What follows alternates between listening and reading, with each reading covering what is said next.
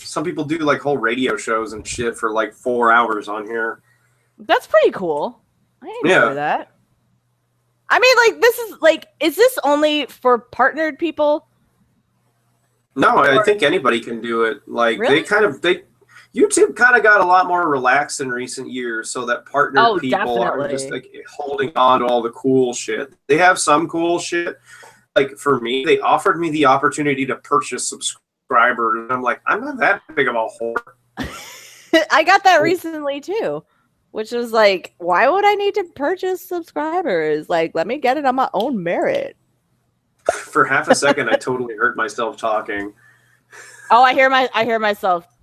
Yeah. You probably have that open in a tab. Oh, I do.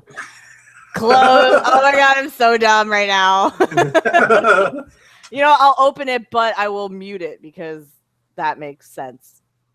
Yeah, right? I had it open. I'm like, ew, who's this ugly guy's voice? What's this man lady's talking right now? Such a low voice. Man lady. What the fuck? Okay. So, this is my first live show. and Stevie, you're taking my live show virginity. Oh boy, I've popped your live show cherry all over the face of YouTube. Damn straight. I wouldn't have it any other way, my friend. So what's happening is I just got back from brunch with my parents where I had 3 mimosas, so that's why I'm continuing drinking. I've been up since 4 a.m. So right now it's 4. Oh my god. I know. That's like no, what happened? A while. I know. Well, Stevie, you and I were talking last night. We chatted for like an hour on Skype, and then like shortly after that I fell asleep and on the couch. That's my life now. I fall asleep on the couch. And then I woke up at 4 a.m. and I'm like, I'll just stay awake, play Dead Island for a little bit. Why not? I hate that game, but like I want to finish it. I've never actually finished it, so it's such a bad game. I've always wanted to try one of those. I've always wanted to try one of those games, but I need to get a newer system because all I have is a PS3 because Xbox ones are expensive. Yeah, but you can play Heavy Rain. Right? Well, you don't really play Heavy Rain. You just angrily smash buttons. Yeah, you angrily push buttons at cutscenes and listen to a guy yell, "Sean!" every 30 seconds. But I heard it was so good. It is, and it's even better when it glitches. You need to look up the Sean glitch for it. At the end fucking scene of the whole game, this guy's like, he's like at the very bottom of where you're like fighting this guy at the end, and if you keep hitting the buttons to do the actions, he screams Sean. So you're like beating up a guy, and this dude in the background is like, Sean! The whole time. It's great. Sean! Alright, I'll take a look at that shit because I think that'll be pretty cool. It just looks like a fun game. I like those kinds of games where you're like immersed in the... It is very fun. Oh, yeah. Greg didn't like it, though. He didn't like Minecraft. He said Minecraft was the dumbest fucking game ever made. He doesn't like anything cool. No, he doesn't. Of course he doesn't. He thinks like fucking Black Veil Brides are good. I mean, that one song they have is like catchy, but who cares? Like any song can be catchy. I don't listen to radio, so I'm all jaded. Yeah. Well, old man Steve. I probably lost like 1,000 subscribers now because I don't like them. Fuck Black Veil Brides. I'm just kidding. I don't know anything about them. So, people are here to. We're up to 53 viewers right now. Wow. On a Sunday afternoon. Hey, this is pretty cool. I'm enjoying this. This is my first live show. I said that already, obviously. But we're here to discuss the fail that is Greg's book. The fail that is Stones to Abigail. Oh my god. Like See, okay, so Stevie had the really good video where he eloquently described the like very legitimate criticism about the book. It wasn't like just you being like, I don't like Greg, so fuck this book. It was like, here's things that could totally make this book better. Like, you know what I mean? Yeah. It was different. Yeah, no, that took me a while. I mean, unfortunately, I had to actually read the fucking thing. But did you get it like? I just signed up for Amazon. I signed up for Amazon Kindle and got it for free. So he didn't see a cent from me. And then I requested that people just put a PDF up. So I don't know if he lost money on that, but if he did, fuck yeah. I mean. See, I don't know, because a lot of people actually bought it, like bought not just the Kindle version, like they bought the paperback version, which, you know, there was a bookstore down the road from here that what they do is they do Amazon reselling. So like if you go to their storefront on Amazon, it says they have certain books that they might not physically have at their store. And, you know, we went down there, my fiance and I, to check it out because it's just down the road from where we live. And we asked him, do you have a physical copy of this book? He's oh, you cut out. Like, oh, no. Sorry, you cut out. Wait, Stevie, bought it for nearly $50 fucking bucks. Yeah. $50? No. Yeah, some people have actually paid near that much for it. And I'm like, it's 115 pages. What? No. Greg does not even deserve like a one red cent from that terrible, horrible, like my brain broke reading it. 1 red cent. Did you just quote Chris Chan? I totally just did. I was thinking as soon as I said that, I'm like, Chris Chan totally said that, like, during his trial. Why do I know so much about random, like, internet people? It just took me a minute. I'm like, wait a minute. No, we've definitely, you and I have definitely discussed, like, Chris Chan before. Yes. Oh, but that's a live stream all on its own with him. It really is, but I can't stop looking at the quickie. No, I can't either. It's amazing. So fucking funny. It is really fucking funny. Oh my god! But he shows up to court in women's sundresses now. Oh, oh, you want to feel bad, but you don't because he's such a fucking lunatic. Right? He should have Onision as his lawyer, actually. No, there's so many parallels between fucking Sonichu and So-and-so Abigail. It's like disturbing.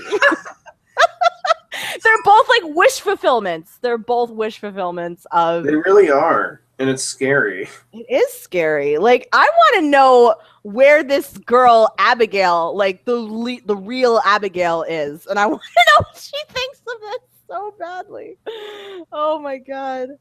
Like, because apparently, like the letter he wrote in the book is based off of, or the actual letter that he wrote to a girl named Abby.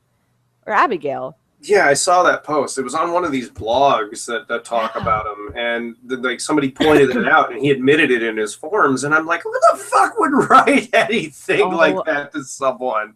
No, you know? I would run, and I would never look back. There was actually like years ago. I would say like 5 years ago on one of these dating sites, I got this insanely long message. Oh God. Yeah, I got like one of these creepy messages from this guy who was like, I feel like I know you. I feel like you have all this sweet spirit about you. And like all this pontification about this relationship that I was not a part of. That was in his own head. And I got like a really creepy, like, okay, this is like, it's that level of like, you know, you don't know me. You don't know this girl. What the fuck are you doing? It just is so weird. Right. I don't understand it. It's just scary though, because like in the book, the letter he writes to her, God, dude, the way he talks about her is like the way a serial killer just kind of romanticizes his victims, and that's what I got from it. And what scared me even more a little bit, and I mean like legit creeped me out, is that in his description on Amazon, he's like, this is like a piece of who I am. And I'm like, look what you fucking wrote. Why would you admit that this is how you think? I know. Like, that's exactly what I was thinking. Like, he's like, oh, James is a better version of myself. And I'm like, well, James is a fucking asshole. Like, like, really? You're going to actually sit there with a straight face and be like, no, James is the cool guy. Like, no, he's fucking not. No, he is so not. He's like, no, he isn't. Like in the book that I'm working on right now, I've actually rewritten one of my main characters' bullies to be more like James, because I'm like, well, one thing you're good at is writing a bully. That's awesome. See, that's the thing. Like, Greg's book may have been shitty and horrible and like physically painful to read, but it inspired people to write their own shit, which is like, you know, knowing that Greg is our rock bottom and we can only ascend from there gives every aspiring writer hope, I would say. Yeah. I mean, well, it's hard to write something as eloquent as poopy poo poop.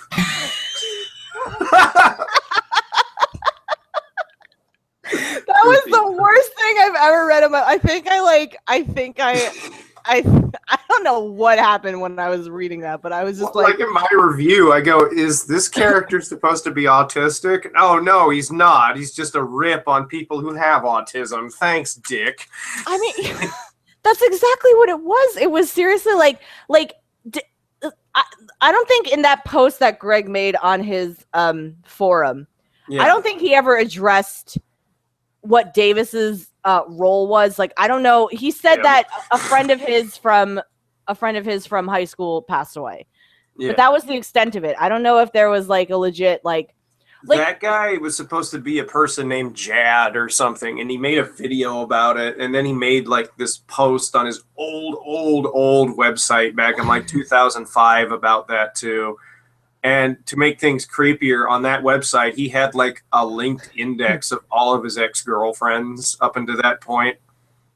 And I'm like, what? Who catalogs their ex-girlfriends like that? I don't catalog my ex-boyfriends. Like Jeffrey Dahmer. I don't know. Yeah, well, I mean, fucking Ted Bundy. Like, yeah, right. I don't know, but that okay.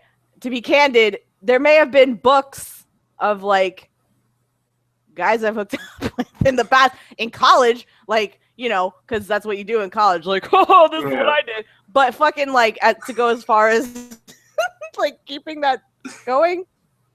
And this is like when he was fresh out of high school too, so he didn't have the whole college hookup thing going on. He was just apparently a freak. He's admitted in videos that he lost his virginity when he was like 13, and he thinks that's like, because you talked about he has a weird idea of victory in one of your book readings. Yeah, he was like, oh yeah, see, I did it when I was 13, and I'm like, so you got molested by a babysitter or something, and you thought that was winning? Thanks, Charlie. Seriously, like that's nothing about that is okay. Like no. The victory aspect of things, like James declaring victory, the worst thing was when it was like right after the school shooting in the book. Yeah. And he was like, well, the fact that only a few students have psychological ramifications is in itself a victory. I'm like, are you out of your fucking mind? Like, who the hell? It's a good thing that only a few kids were fucked up after watching 52 of their friends die. Yeah.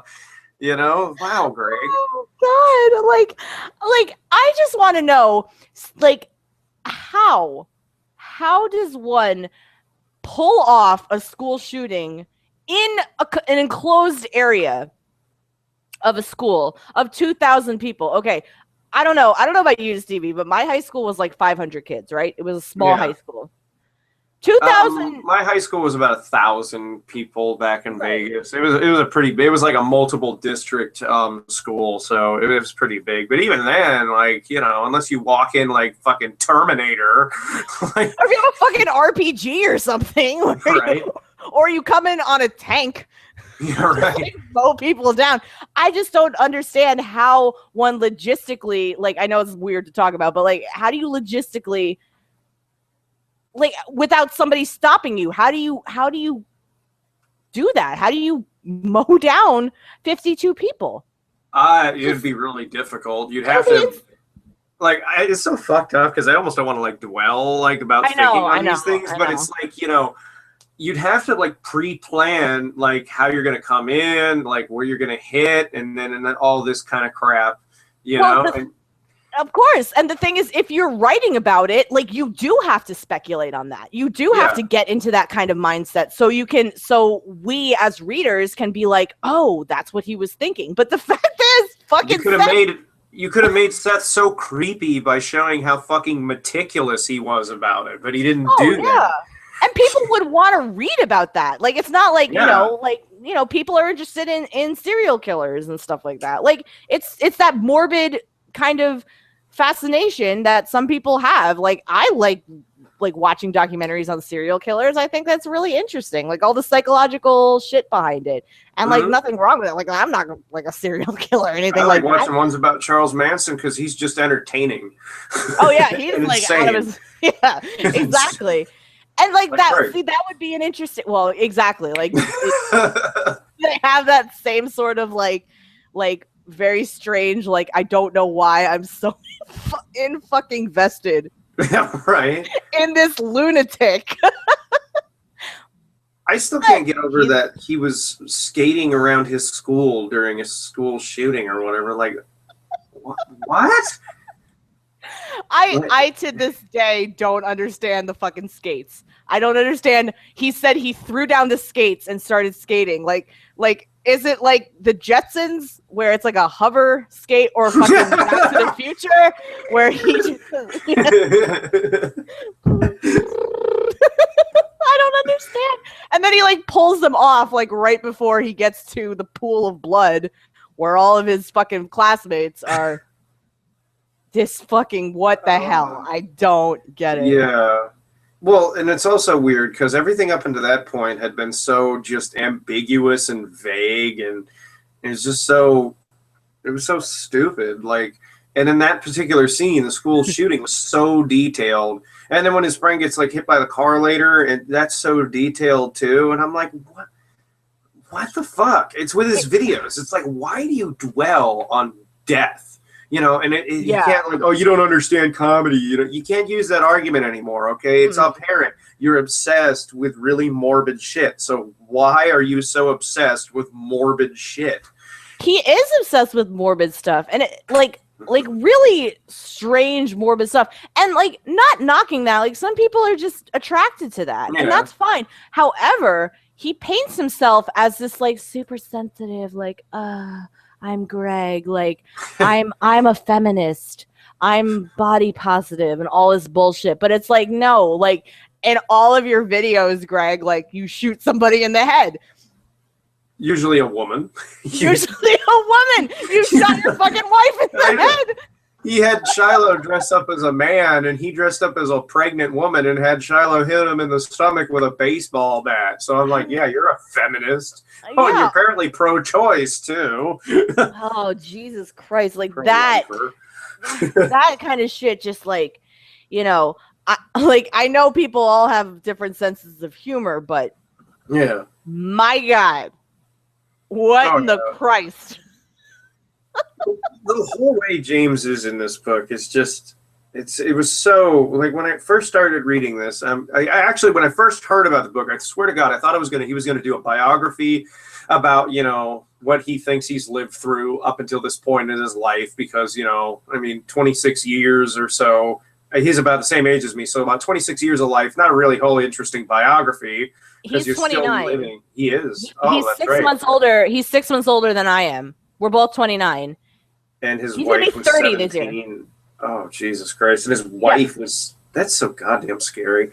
No, sorry, continue. But basically, when I was reading his book, I honestly, I thought it was going to be like a biography, but, you know, when I started reading it, I'm like, oh God, no, this is the worst possible scenario. It's going to be a friggin' fictionalized, absolutely magnanimously, overly wordy, verbose piece of shit the whole time, and it was. Nobody talks like James. Like, nobody actually looks at the world like this unless they're crazy. No. Oh, it was the weirdest dichotomy of a character I've ever seen. It was like God complex, which multiple people have said that. It wasn't it was like you said it in your review, but so many other people in the review, like, you know, regardless if they read your review or not, so many people can pinpoint right away, this guy's got a God complex, you know, from the first fucking page. From the first fucking page onward, you can tell he's got some huge God complex problem. I know. It was like, I just didn't understand that. Like, and but on the same level, there was this God complex, but it was like, you know, he referred to himself as a nerd or like a dork or a jerk sometimes, and it was this weird, he got that like, right. But it was like, which is it, Greg? Like, what the like, who is your character? Like, and I think it was just interesting that, you know, his character is reflected so much of him. He's a better version of himself. Fucking whatever. Yeah. But it was also like I think it was your debate that you had with him, which was, I watched it recently and I fucking could not stop laughing. He named it Online Debate 3. He didn't even have the balls to say who he was debating. Oh, I saw the description. He's like, Greg battles some hater that hasn't left him alone. And then argues with a sock the next day. Rep sock, fucking. It's the 4th of July. Like, all this fucking, I don't even understand. But I think it was your debate where he said, like, he plays a character. He's like, well, in this debate, I'm going to be like kind of passive. And then the other one, I was going to be very like aggressive. And it's like, I don't know about you. I mean, I can guess like how you and I are talking right now. Yeah. Like, this is how we would talk like to any one of our friends. You know what I mean? This is how I talk to everyone I know. Exactly. Like, I'm not going to fucking put on some kind of face. And weirdly, fucking, I remember in Stones to Abigail, when he first met the mom's boyfriend, Rick. Mm-hmm. And he was like, I know that people put on a mask when they first meet each other. I'm like, no, they don't.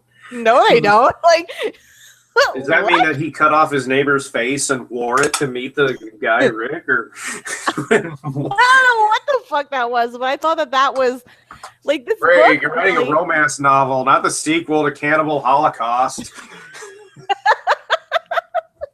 It really was like such a terrifying glimpse into how Greg Greg really like it was like it was for me, it was like solidified proof of how Greg really thinks. Yeah, it really is, and it's just so bizarre. Like, and the funny thing is, you speculated on this for years about how Greg's mind worked, and it was just like he just laid it all out for you. He's like, yeah, he didn't make any illusions about it. He literally just laid out a lot of things that I thought. You know, I know. Isn't that weird? Isn't that crazy? But for me, it was like when he starts talking about his mom's boyfriend in the book and all this stuff. To me, I always kind of did figure that was something that was going on in his life because he never really seems to have had a solid father figure in his life to round him the hell out. He's just sort of seems like he was left to his own devices. And if you've ever seen his mom's videos and stuff, because she has a channel on here, like, this lady is crazy. She's not, just as bizarre as he is, if not like more. Well. Did you actually ever? I'm going to the kitchen right now. I'm going to see if the mic is this long enough. Oh my god, it totally is long enough. 30-foot mic cable. I know. I'm getting more wine out of the fridge right now. As we speak, I'm getting wine out of the fridge. Fuck it. I don't care. I have an alternate schedule than all of you. I'm lucky that my headphone cable stretches across my desk to my chair, but mine's like 400 feet long. Mine's barely long enough to go from my speaker to my chair. Aha! See this shit? Fucking like $9 for all of this. Oh my god, I love that stuff. The cherry flavored one is fucking amazing. Cherry? Yeah, they have a cherry flavored one of those. What? Yeah, and it's crazy. It's like a Moscato sort of wannabe. Aha. I just got the peen grise, if you will. Keen green. The peen grise. Oh dear God. Oh. Have you ever talked to Greg's mom? Not one-on-one, and I'm not gonna okay. drop names or anything in here, just out of respect to somebody I know's privacy. But I actually do talk to a YouTuber all the time, and she talked to his mother apparently because she told me she has, and she said that Greg's mom is cognizant of what he does on YouTube, and he's just always been misunderstood and doesn't always agree with it. But I've always said in videos, and I even commented this to this person, I'm like, you realize that if she's responsible for bringing him into this world and bringing him up and kind of being responsible for how he turned out, there's a huge chance that she just told you everything you wanted to hear. There's no way that she was 100. What's that? She has acted in his videos before, so... And I think I think that's highly plausible that my friend was kind of bullshit about it too. And I mean, that's kind of the person that he is. He would totally do that to just kind of sway somebody's perception of him. So he had to have gotten it somewhere. And I think it's funny too, because he used to go on a huge rant about tattoos and piercings, and his mom has them. She's got a huge nose stud. Yeah, and she's got dreadlocks, which... Listen, I think dreadlocks are kind of cool, but they're not for everybody. I wouldn't get them. I wouldn't get them either. Well, I don't know. I thought about it once, but then I'm like... I think you'd look good with dreadlocks. Really? No, I should do it. Oh, yeah. Do it then. Looking like a Rasta because parrot. I said so. No. Tina made me get dreadlocks. She also made me get the little Rasta beanie that's like in the yellow and green and whatever, red colors. I did. I have that power. I can do that. You know what? I would say, like, especially based off of the debate that you had, there is a lot of him trying to please everybody or trying to like portray, like, there was so many instances in the book where there was so many attempts at levity of you know what I mean, like there was so many times where like Greg was like, oh, I couldn't believe this. I was crying at my friend Davis's death. I'm like, you wouldn't give a fucking bullshit. You know what I mean? This is a guy who, basically what made sure that his fans would tell. Blech, I hate having dyslexia. This is a guy who made sure that his fans would tear his wife a new one ever since they got divorced. Yeah. Because he decided to go on this fucking crybaby rant about, oh, you're bleeding me dry with alimony and all this other shit. I'm like, bitch, alimony is like slavery. Oh my God, go fuck yourself. Yeah, it's like you didn't give a fuck what your fan base was going to do to your ex-wife. When she made a goddamn new channel doing her videos, you know what he did? He made a video like, oh, hi, Sky, I'm going to promote your channel. Yeah, he did. I remember that. And it was absolutely like, dude, you're fucking sick. Because you know exactly what'll happen. All these people will go over there and ruin it and call her a fucking greedy, psychotic whore and all these other horrible names and stuff. And you don't care. So when he was trying to empathize with the characters in his book, I'm like, this is so forced because you just don't give a shit about these things. It was not only was it written flatly, it was like it was written flat, but it was also like there was just no indication that there was any sort of emotion attached to anything, because I don't think Greg like we talked about this like briefly last night. I really do think like he's a sociopath. Oh, he is. There's no way around it for me. I mean, that's just when you look up the diagnostic criteria for sociopathy and stuff, right? And you look at some of the stuff he has done, it is just hand in hand. Okay, I mean, like there's no question to me at least. Isn't like aren't sociopaths like it's not. Like I don't know, but are they not actually? It's not like an actual diagnosis. Like it's in the DSM, but it's like also, like it is, you wouldn't but it isn't. You can't. Right. It's hard to pin down. I think is what it is, because there's times so many levels of it. Well, there are times if you look at the criteria to diagnose someone, where you can like, well, oh shit, I've done that. Am I a sociopath? You know? Right. I mean, there's times where like, I'm like, I don't care about that. Oh, I'm a sociopath. Shit. But, like, well, I guess I gotta go murder my neighbors now. Right. But like, there's different levels of like sociopathy where it's like you're a high functioning sociopath, but like you just can't empathize with other people. Yeah. And then there's fucking Jeffrey Dahmer. Yeah, pretty much. You know what I mean? And it's like this wide range. And I don't think that there's like with Dahmer. Yeah, exactly. And with Dahmer, he actually managed to manipulate people really well. Wasn't he the guy? I think it was either him or Bundy. I think it was Dahmer though that managed to get the judge to say, "Man, I wish you would have been a lawyer," or something like that. Right before they were taken to the jail. Yeah, one of them. After all the proceedings were done, they sentenced him and all this other shit. Basically, the judge had said that, man, I really wish you would have gotten into legal practice because you would have made a great lawyer or something like that, because he actually manipulated the judge into thinking that he was a halfway decent person who just did some horrible shit. Wow. That sounds more like Bundy, because Bundy did act in his own defense. Yeah, that was Bundy then. It was Bundy then because he did. Yeah. That was why the judge said that, because he did his own defense. Not very well. That's so fucked up though. Oh, let me tell you. Okay, so there was one time at band camp. At band camp. At camp, no.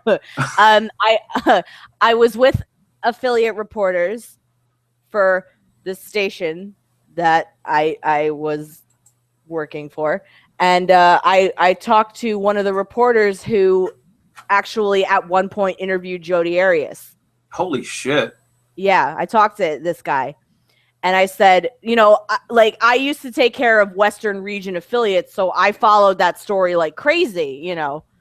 I was really interested in that trial, and I talked to this guy, and I was like, man, was she creepy when you interviewed her? And he's like, I'll tell you this. He's like, I went into the interview, and I had a production assistant with me. And before the production assistant, before we went into the interview, he's like, this girl was like, I can't stand Jodi Arias. Fuck her. I can't believe she did this. Oh my God. And then he told me that they left the interview and she was like, we could be best friends. I'm going to hide under my desk now. that's how somebody who is that good at manipulation works. No, exactly. And I've actually known people, like back when I lived in Vegas, I knew somebody that highly reminded me of Jodi Arias and stuff stuff that they had done to me. And I mean, unfortunately, it's not an uncommon thing, where people can really manipulate their way into your life and fuck a whole lot of things up for you and then be like, I didn't do nothing wrong. I know. And then that's what's really creepy, but it's kind of like, I think in another one of the debates, Greg was like, isn't everybody manipulative? Or like, oh no, it was like some video where Laney Bot was reading out like signs of a sociopath, like 11 signs that your partner's a sociopath. And he was like, I think everybody to some extent is manipulative. I'm like, no, there's a difference between like being a little kid and like convincing your mom to give you a cookie before dinner and guilting somebody into doing something that will only benefit you. There's a difference between a kid kind of getting all pushy to get some candy from their parent, and then there's a difference between that and going onto your fucking YouTube with thousands and thousands and thousands of viewers and making somebody who has body issues feel like more shit about the way they look because you have to be such a dick. You have to shame all people that are overweight and then go, oh, I didn't. That's what I felt like everything that came out of Greg's writing just was so forced. And it was like, it was weird. It was a weird dichotomy where it was like, this is how I actually feel. But over here, I'm going to just appeal to the masses as well. And I think it was more like an emotional thing. But then like, there was also just parts of it where I was like, this is actually how Greg feels. aka him feeling like an outsider or an alien coming down from the fucking heavens to observe people for his entertainment. That was like a terrifying sentence to read. Yeah, and the thing was, like, I never understood, like, why he felt the need to write a character that would do that. Like, if this is what he did when he was in school, like, you know, like, don't you think it's like, dude, don't you think it's wrong to just sit there and observe other people? Like, just go have fun and talk to people. Don't just sit there and analyze all their behavior and then make everyone a stereotype. Like, all that existed in Lakewood High, all that existed was James, Abby, Davis, and Jocks. That's all it was. Like, I don't know, but like there were not many like jocks as like colloquially in my high school, you know, like that was just I think Greg's like wish fulfillment, that like everybody that gave him a hard time in high school, you know, like just And the funny thing is that at my old high school, we actually had varsity jocks. But you know what the funny thing was? Not many of them really were actually dicks. A lot of them were actually very nice people. Oh, yeah. And that's why they were respected by, like, the rest of the student body in school, because they were actually, you know, the stereotype is that they're big alpha male bodybuilding dickheads who would like to play football in college and do whatever the fuck else. But actually, they were really nice dudes. Yeah. You know?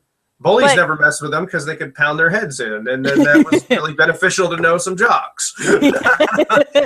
Exactly. But I feel like Greg just was one of those kids in high school that like he got picked on, but it was like I don't know how to describe it, but I think you said it in one of your I think that he got picked on in school because he was always that kid who wanted to be the center of attention and always fucking opened his mouth at the wrong moment about the wrong shit. Right. You know, he'd be like one of those people like, that guy sucks because, you know, I just have a problem with that thing. He probably wouldn't, like, for example, he wouldn't have known that person or anything like that, but he'd still cast a judgment on them the way his character does in this book. And that's probably why he was an outcast at school, because who the fuck wants to know somebody like that? Right. There were people like that in my school, and I didn't hang out with them because they were dicks. Of course. And, like, it's not like it's wrong to have an opinion about people, but if you start throwing judgment at fucking everybody for them basically existing, you it's know, like his vegan argument. He's like, I just know I'm right. And I'm like, it's like the Amazing Atheist said. It's like, okay, so veganism is a religion to you because you just know with blind faith that these people suck because you just know it. How do you just know it? Man, that was like a constant theme in this book. Like, it was like, it was exhausting. It was physically exhausting. Like at one point I got up and screamed, and it was like totally like it just I got up and screamed and ran away because I could not with fucking I think I remember that from your book readings. I like watched all of them in like 2 days. Thank you. They were great for background noise too, for when I was doing work around the house and around the yard and stuff. So it was great. Just me yelling at Greg and calling him a fucking idiot. A little side note there, I had it up loud because I was out on the porch doing some work out there on the porch, and then one of my neighbors actually heard it and came over, and he was like, "What the hell are you listening to, man?" Some insane bitch from New York just yelling. He stood around. Yeah, no, he stood around. He listened. He's like, "Holy shit, man! Is this a real book? Because this sounds awful. I want to read it. It sounds so bad." This is a guy who doesn't even know a goddamn thing about what we're talking about. You know nothing, sir. This like this kind of southerny sort of fogey dude. He's like, "Man, that sounds pretty bad." Oh, you have a good day, boy. It's amazing. You should introduce him to the terror. Just to see. He's like a real life. My neighbor is like a real life version of Boomhauer, so I don't know if he'd get it. I'm not even joking. Oh my god, that's awesome. Oh god. Oh, that was Oh, what was it about the fucking like just the fact that like was James a mind reader? I don't know. He just happened to know things about people, and he's like, "Oh, they didn't really know this about this person yet." And I'm like, "Well, if they didn't, how the fuck did you know that they didn't know?"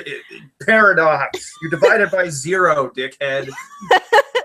Do you think it would have been like salvageable if he wrote it in third person? Man, that's a hard question to answer because I don't think it would, because then there's the chance he would just pull the same shit but in third person. Exactly. If you change the camera angle, it's still got the same problem, sort of. It's still it's still just awful. Speaking of camera angles, I noticed that like Greg has a problem with like breaking the 180 rule. You know? What is that?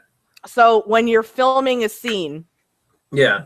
Okay, let me see. Okay, so here's my scene, right? I got one character over here and I got another character over here. So my camera angles are going to be this way, talking about this one character here, and then this way, talking about this one character here. And so here's the 180 right here, like that. Yeah, so you don't turn it completely around. He breaks it and he does angles from back here, where it's like, you know, it's so jarring for the viewer, and you're like I'm like, Greg, like, you know, he could, if he was sane and he wasn't a fucking asshole and he wasn't such a dipshit that is so like out of his fucking mind, he'd be able, I think he would have like, he could have a career in post-production. Like, let's spends the money on it. Like, I know. Once where he showed his camera setup, it was a very brief shot, but he showed what he uses to film his videos. He has got some serious like soft light boxes and stuff that, like, let's see, I got it right up here. Actually, I've got let's see, what is this called? A B&H photo video book, like a fucking catalog, like Supreme. And B&H is like the best of the best. It's like, dude, I looked at this book and like in the shot it showed his camera, his lighting, all this stuff. He has nearly $11,000 in fucking video equipment just to do his shit fucking Onision Speaks videos with. And I'm like, why do you need this much? And like, you know, you're gonna have high quality equipment for, like, you would hope, high quality videos. And this like, is just a little Microsoft Life Cam I got right here. That's what I've been using for I don't know, 5 years until I had to buy a new one, and it bought the same fucking camera. Why not? This webcam I have was $9 on Amazon, and I got one of these, but like, why would I use it for vlogging? You know, so. Right? Yeah. I found that.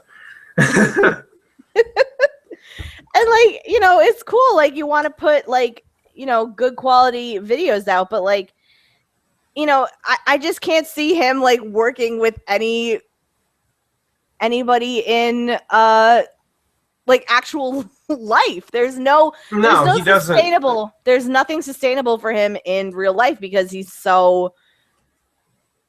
Exactly. He has a problem working with other people to the point that if you ever look at videos from people who try to do collaborations with him and it didn't go to plan, there's like 2 or 3 people who did videos about it out there, and it's always just his way. Like, if it's not his way to his plan, he's basically like, well, fuck yeah, I'm scrapping the whole thing and working with somebody else.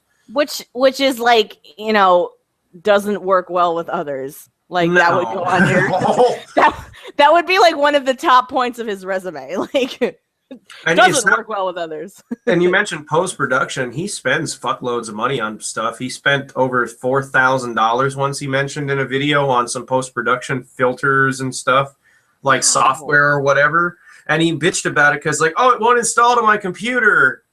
You know, he did a video. It's another one of those videos where he's like mad at their tech support because he wants to be an asshole to them, and they guess and a victim, and a victim complex, which is. But I'm like, you spent $4,000 on editing software, and your wife is bleeding you dry with alimony that's about 3 times less than that. That she deserves. She deserves all of his shit, all of it. Yeah. I don't know how you put 5 years. She was married to him for what, 5 years, right? Mm-hmm. How you can be around that level of insanity for that long? Well, from what the people I talked to in regards to her had told me, that he'd always been this way, that he'd always been sort of off, and his mother had always been sort of off to the point to where the neighbors they lived around the same neighborhood. It was like to the point that other neighbors couldn't fucking really stand them, but just put up with them until they moved. Oh, God. That must have been a relief when they see that U-Haul pull away, like, oh, thank you, Jesus, thank you, God. Our neighborhood is back. They'll go like kiss the U-Haul. There goes the neighborhood. I just, it's like half of me just wants to figure it out. I just want to like understand. Like, I'm such a curious George about Greg. Like, I just want to get it. Yeah, right. And but the thing is, like, it just keeps changing. It keeps It's because he keeps changing his story on everything. Here we go. Here we go. I found the one he used. Softbox for Flash only. And he's got the medium one that's $210 per softbox. I can't afford alimony. Is that like a digital juice, like post-production, like? It's just like the little softbox. It's like the light reflector softbox. So it's like the little umbrella looking thing on the pole. Yeah, absolutely. Yeah, it's $200 just for one of them fucking things. Like, because my fiance does a lot of photography and stuff, and she does a lot of video kind of stuff, and so she's got that kind of shit here, and she's like, yeah, none of that stuff is cheap. So no, absolutely not.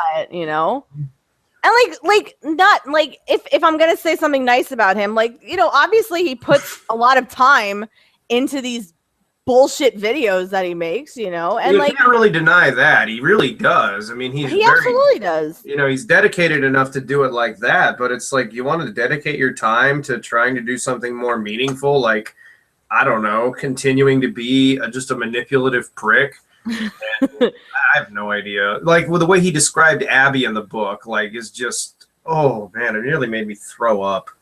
We don't even get her last name. We get None Chris Jenkins.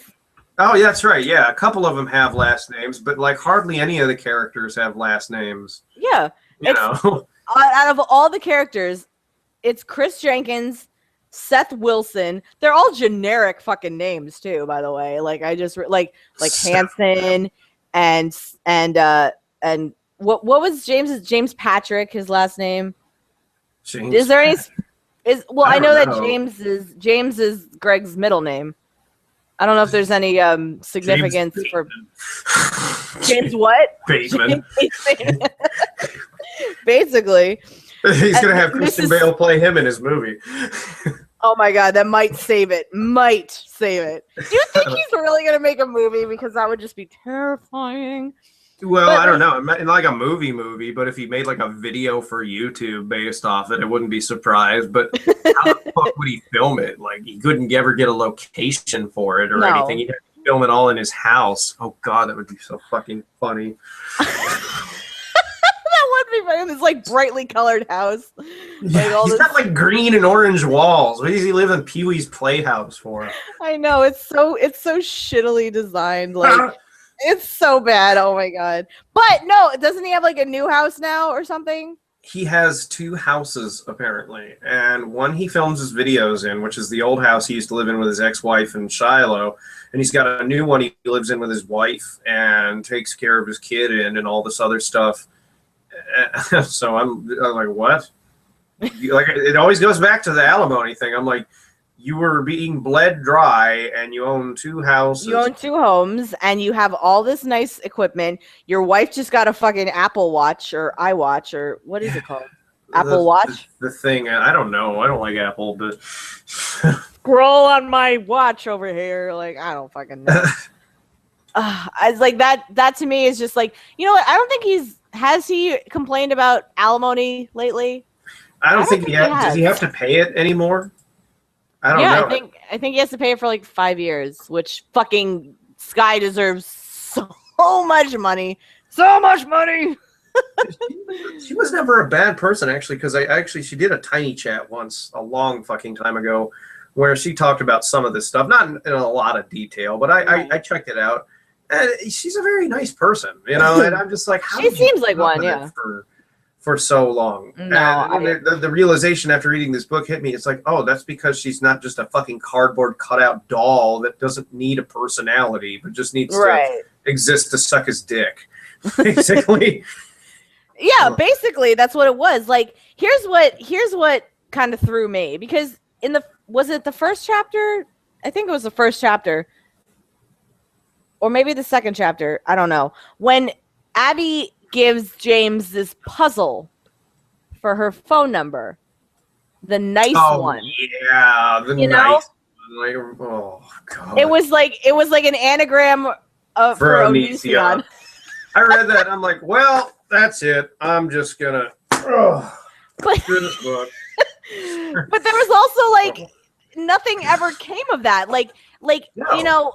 Why the fuck was this in here? Exactly. It was so strange because, like, hey, you know, if your character is somebody that enjoys puzzles or enjoys like testing her friends for whatever reason, like you come up with it, like, you know, but has like these logic puzzles and enjoys that. Like, if that's what your character is all about, like, yeah, you explore that through the rest of the book. But it was like, I'm quirky, so here's my phone number. Nice one. And that was it. That was the fucking end of it. It was like the same thing. Make me a call. He couldn't even make a call me maybe joke. which I still is in my head at this moment. I know, I'm still singing it in my head. I made a stupid joke about that, like when her and I were still on Skype before this, and now I've got it stuck in her head for people wondering, like, what the fuck? Met you. And this is crazy. Here's my number. So let me eat your flesh, maybe. I'm James Patrick. My friend shot up the school. And then Obama came to the next fucking And then Obama. He knows my name now. Why would a president visit a school shooting? Like, what? You know what? If Obama was there visiting the students en masse, like had an assembly. Wait a minute. Donald Rickhoff. What was his deal? I don't know. Oh, that made me so mad. In the book that I'm writing, I actually like the book that I'm writing is like, and some of my fans know about it, but there's a character that's like that. He's an FBI dude. And I know how to write characters like that because I was a huge X-Files fan. But when he came up, I'm like, who the fuck in the government talks like? Why would the Department of Homeland Security be like, go, Donald, go? Did they send a PSYOPs guy on the wrong mission and now he's just fucking with these students' heads thinking that he's like on a mission or something? Or is this some crazy old vet who has no idea where he is and he wandered on stage thinking that he was in the, he was at a VA or something? It was like the guy from Dodgeball. What was his name? Yeah, if he does make a movie, then Rip Torn has to be Donald Rickhoff. That's exactly who it was. Oh my god! That's what I thought he would look like because he goes up there and it's like, I'm one of those people who will be from the government that tells you lies and fills your head with all this stuff. I'm like, who the fucking fuck?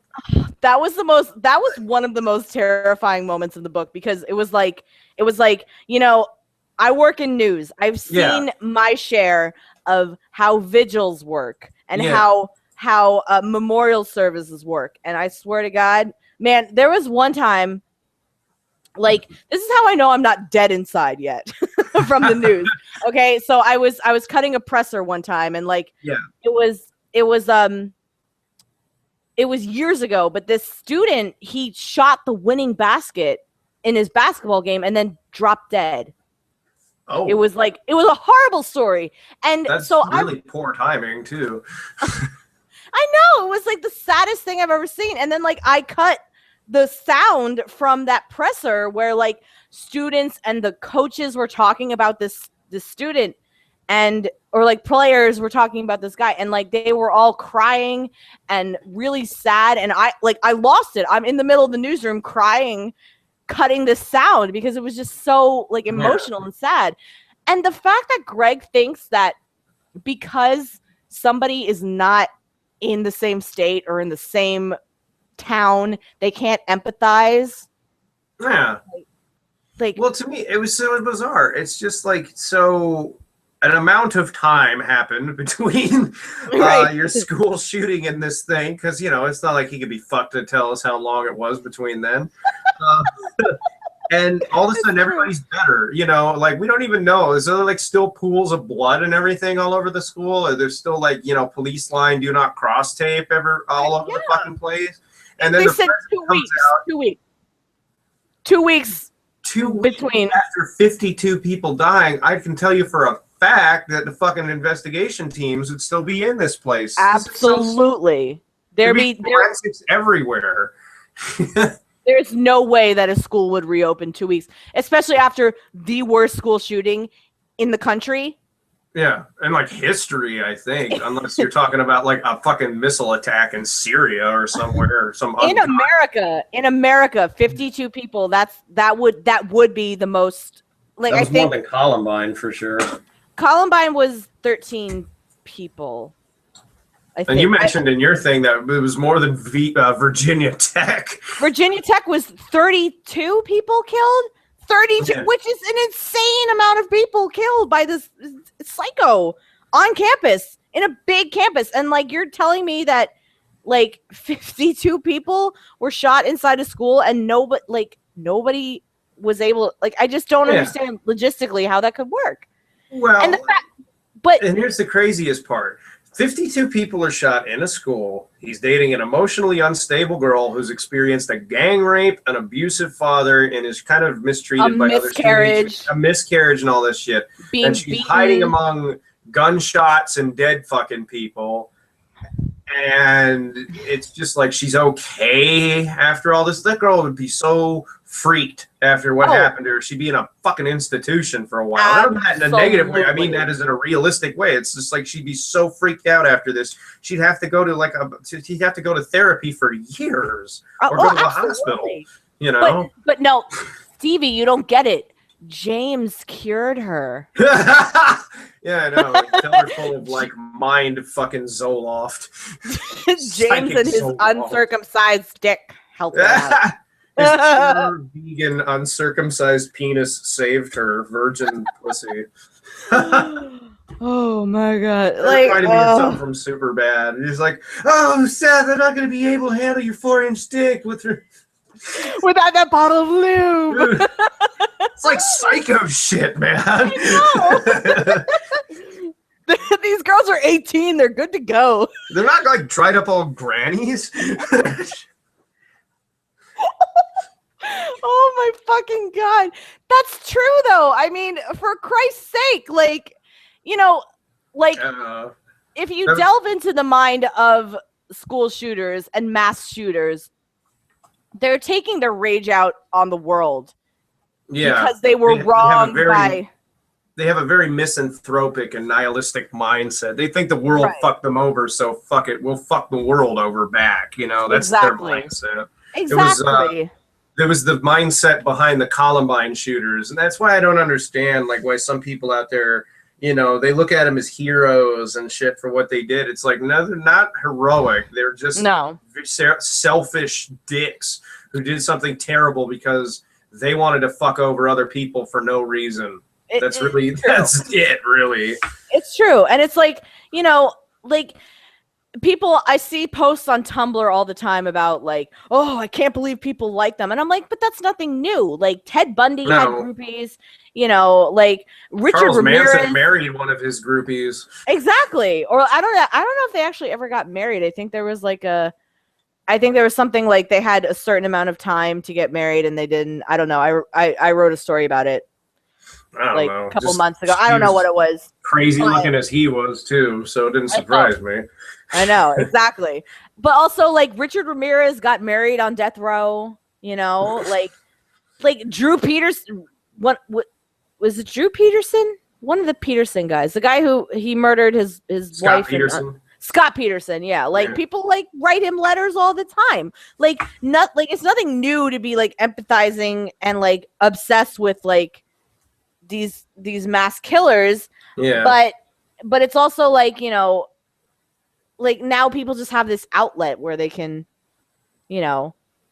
talk And about it's it like more. he doesn't. Well, the thing that's bothered me too is the way he wrote the school shooting character. He was just so fucking pissed at the world for no real reason. And I'm also a little upset too because let's just face it. He based a lot of his hatred at things in life in this book, and more than likely he was trying to just get back at me for my videos by making a school shooter. Like, I always thought it was a reference to me and shit. I mean, Steve is my name, Seth, It very well could have been, which is like really disturbing. I'm not going to say it's 100%, but I felt a little like, oh, okay, yeah, well, fuck you too when I read that.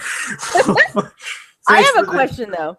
Yeah. Do you how there was that little paragraph in the book where it was like Seth was wearing an all white suit and there was blood all over it. I'm like, what? But we've seen like 1.5 interactions with Seth. He's a dark character. Why in the world, other than Greg thinks it's aesthetically pleasing, why in the world would this guy have a white coat on?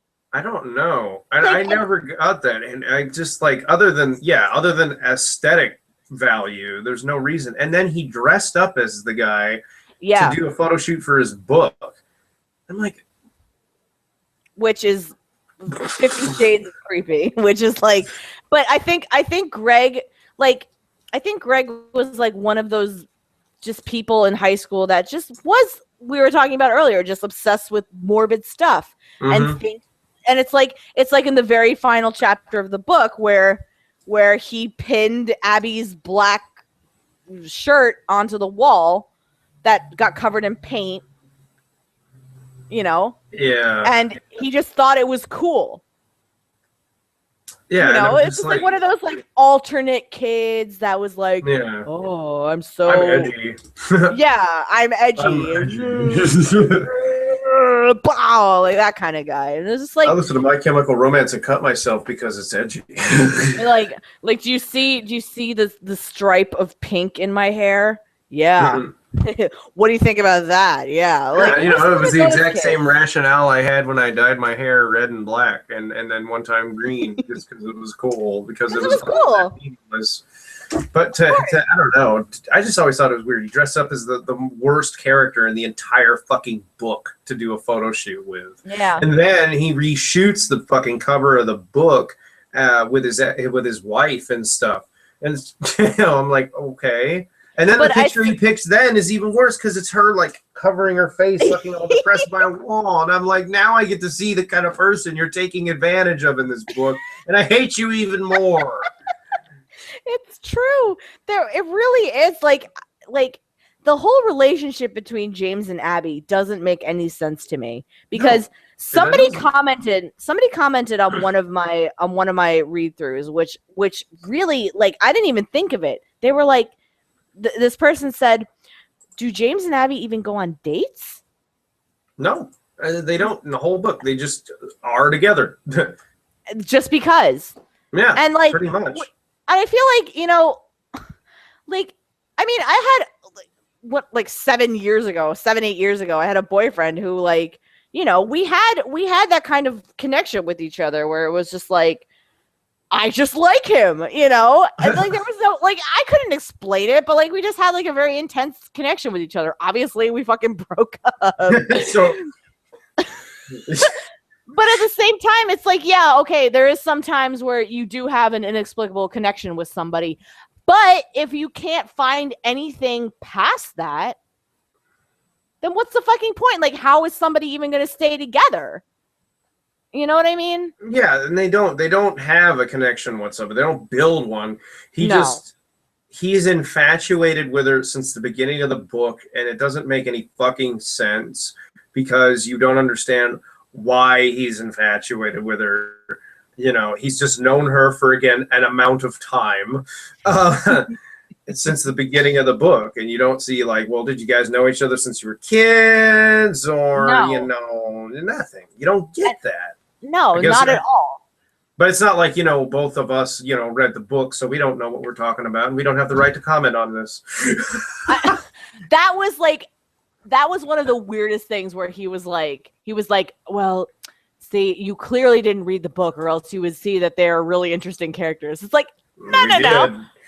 No, we totally read that book, and it's full of bullshit. Did read your book, and your characters are still uninteresting, flat, and stupid.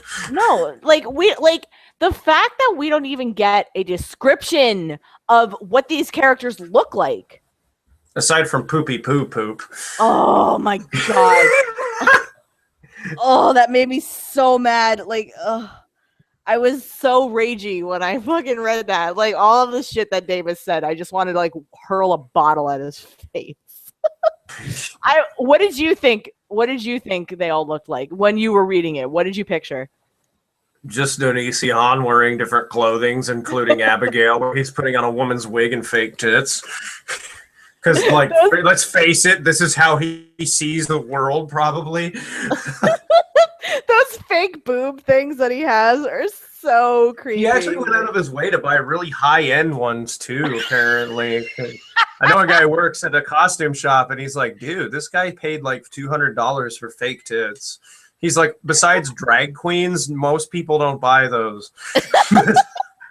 That's some fucking Ed Gein shit right there. Yeah. Really yeah, John Wayne Gacy, he's going to have a fucking clown costume in there. We know that. Oh, Jesus God. Like, that, to me, that was like, you know, there was just, it's so much, like, it just makes me mad thinking about it. There was so much show, don't tell. There was so much telling and not showing. It was like, it was like ad nauseum. Like, he was just like explaining. It was like every single character was an expositor. Every single one. Yeah, and there's so much needless exposition. You don't need to explain that much. Just let the story tell itself. Explain it from a non-first person point of view. Right. You know? And like, you know, there's times like, I know, because like I'm writing a book too, and I know that there's times where like I go back and, you know, I'll write something and I'll go back and reread what I wrote, and I'm like, oh, okay, I need to fix that because I just totally exposited for no reason. And like, you know, like it happens to the best of us. But also, I reread what I wrote. I don't just publish a first draft. No, you read it to see how somebody else would read it, you know? Exactly. And I think that is just like a perfect pinpoint in how Greg thinks. He thinks that whatever he puts out is going to be dick-suckingly tastic. Yeah, it made me exposit into my pants after reading it. I exposited all over the place. It was just mostly all over the book, and then I called it a story. It really was just like the whole book was basically like Greg's virtual blowjob. Oh, it was. It really was. It's I not my review here. I don't want to think about him getting a beach or terror. Oh, he deleted his old comment. What comment? Remember when I told you yesterday that he had commented on my review? Oh, yeah. He deleted it. Oh, what a pussy. I know. Okay. Okay, this probably needs some explanation. Like, I wrote, like, everybody saw my review video. Well, I actually used the rough draft of the script I used for that video actually as my actual Amazon book review. And he made an account, apparently, from what I could tell by reading it, because it said the exact same things he did in his video. He made an account that basically said, you know, oh, well, you didn't read the book, you didn't do any of this kind of shit. And it's like parodying the same shit that he put in his video, and now he's deleted it. Like, it was deleted on April 10th. Like, oh, you wuss. He is a wuss. Like, even, okay.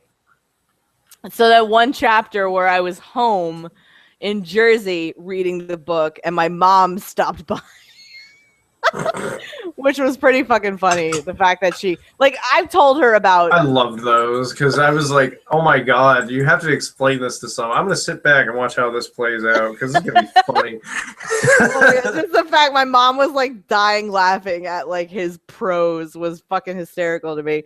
But, so like, she knows about Greg. She knows like how much I hate him. She thinks like me talking about him is a waste of time. And I can see how people could perceive that, definitely, you know? Yeah. Like, it's weird, but like, it's also, to me, it's like enjoyable, like, talking about it, you know? Because it's just, it's enjoyable to me because it's like, I just want to figure it out, but also like, on another level, it's like people buy into it. If nobody gave any sort of shit about this guy and like everybody was laughing at him, I don't know how like invested I would be. You know what I mean? Yeah, and I mean it's just if you didn't follow it from the start, you wouldn't have developed an interest at it at all. Right. Oh yeah, definitely. Like most of these newer fans are like new and they don't understand like back in 2011 and 2012 this guy was on YouTube and his militant because yeah, exactly, in his militant vegan stuff, right? And all this anti-circumcision and then all the Shiloh drama, like they don't know about that shit because he's buried it like on his Speaks channel now. It's just all this mindless, like, let me go search something on Google or whatever the fuck browser is paying him to put their browser in his video now, and let me just make a stupid commentary video on it. But he's buried all of his old videos and stuff. And I've actually had fans of his that come to my Tumblr, they come to my Facebook, and they message me about it. And they're like, why do you hate this guy so much? Because they don't realize most of my videos are from 5 years ago for whatever reason. Yeah. But, you know, I send them one of their old videos. I'm like, oh my God, I had no idea he was like this. And I'm like, obviously not. But that's because he doesn't want you to. Exactly. You know? And that to me is the most terrifying thing. Like the fact that you can get this new crop of fans that don't know your past and like what other people have seen. Like I would be shocked. I would be shocked if he still had fans from when he first started YouTube or like around the time where Shiloh. Dude, he has got fans before he was on YouTube still. Back when he started on the internet, all he really was this obscure online figure. He didn't really do videos per se besides these really shitty, like I don't know how to describe it. He would just do videos and have like Barbie dolls fight each other. And I'm not making this up. Ooh. I have no idea, but he had a whole his website had like that. It was something called Mr. Odd or something like that. And which is already creepy. Then he had his own website, which was just nothing but a shrine for himself. And he's got fans from back then. He used to run a lot of forums and say some pretty borderline racist shit on them all the time, too. Right. Yeah, I've definitely like read some of that stuff. And like, you know, to me, it's like if you have nothing else to talk about besides yourself, you know, like that's a bit strange to me. You know, like yeah, I mean, my life's kind of boring sometimes, but so is mine, I still don't just pontificate about like oh, my ex-girlfriends and I did this and blah blah blah. Like why do you categorize like all your past relationships? What the fuck does that accomplish? I know, and I don't know, like the way he puts himself on a pedestal after they're over too is just so. I remember. There was one Facebook post he had where he's like, I broke up with all my exes, so that means I'm victorious. I'm like, what the fuck are you proud of that for? Like, you were the one that broke up with everybody? He did that recently. He's like, we've been together this many years, we win. And I'm like, what? No. That is like, if I had a boyfriend right now and he was like, hey, Gines, this is day 362 of us being together, I'd be like, you're fucking creepy. What are you doing? Like, I'm gonna prepare the oven for you. And I don't understand that. I don't understand living for people that you don't know online. You know? Yeah. That's all he does, too. It's basically all he does. It's basically all he fucking does. Like the whole Shiloh thing where like every day it was like give a shit about what's going on in our relationship. I didn't make a lot of videos on it either because I didn't have the time to keep up with it. Like I never made a video on her amnesia bullshit because it's just like I don't care. I think like yeah, basically.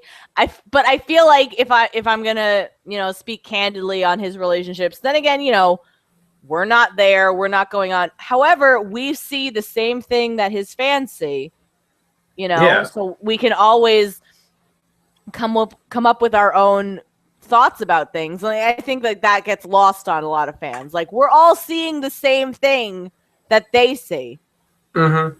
But we know we know a better background behind it, basically. Right. And it's not like they have a certain like special insight into him versus what we can see. Like, we all see the same thing. But I feel like the relationship that him and Shiloh had, I think that this is what kind of what he based off of for his book. I think that very heavily, because like his full spectrum of crazy was starting to come out when he left his ex-wife, and then just right when he got with Shiloh, like the alien spore that gave him his craziness just erupted in his brain. He did a video shaving her fucking head and all this other crazy shit. Because they're both on like the same wavelength of like, we're kooky, ha ha ha ha, like that kind of way. And like that's all well and good, but if there's nothing past that. Well, she's kind of moved away from all that now. She's doing whatever the fuck. And she actually had the potential of being an all right pop star and stuff. She was like kind of a more off-brand version of Avril Lavigne. Oh, yeah, definitely. She has an amazing all just got voice. Destroyed. All that just got completely fucking destroyed by this asshole. But apparently, I think she's trying to start up, or like, she's talked about trying to start up her music again, which like I have no ill will towards her. I never had any ill will towards her, and I hope that she like thrives, and I hope that she does really well in life. I've never had any problem with a lot of the women that he's been with. Like, she did some of her, her fair share of stupid shit, like lying about the fucking preemie baby and all that kind of crap. Because I'm like, why is it's just like after a while, I'm like, why is any of this happening? Like, you can lie about something. You can say that Greg had like a war criminal fucking for I don't know, a relative or something. I would have been more classy. My grandpa was a Nazi, Right. Be like, oh, well, that's okay. Like, that actually explains a lot. It's but from. Like, I don't know how many videos you've seen with him and Shiloh together, but like they seem to like vibe with each other. You know what I mean? Did you hear that? You cut out, I think. Oh, sorry about that. Yeah, it froze. God damn it, Stevie. I'm sorry, okay? Oh. How dare you? Okay, you know what? You're triggering me. Trigger. No, I heard like a second of that. Oh, I'm sorry.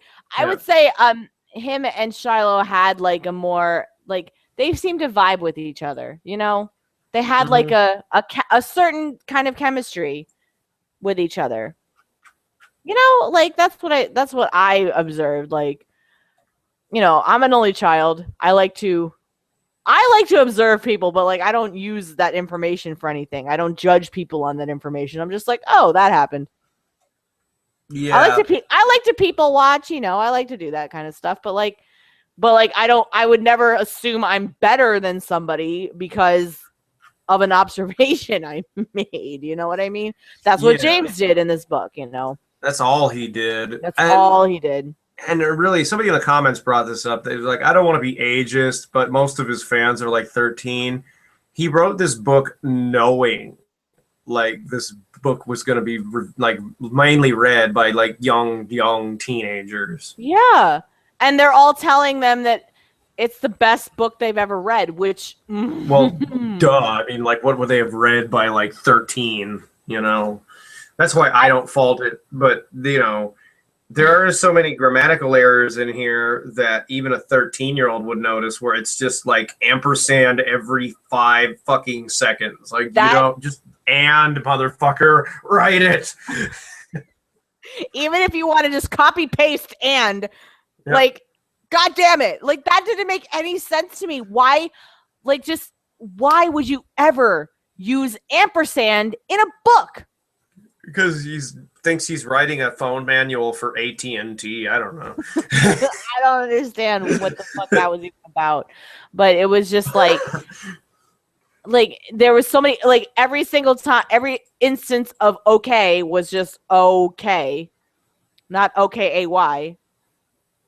Like, yeah, I didn't get that either. Like, I can't get away with it because, like, when I'm writing my book, like, I have my fiance read it over, and she fucking like gets on me for that because it's like, no, that's lazy. Don't be lazy. If you want this to be like a really good book, you want it to to be looking professional.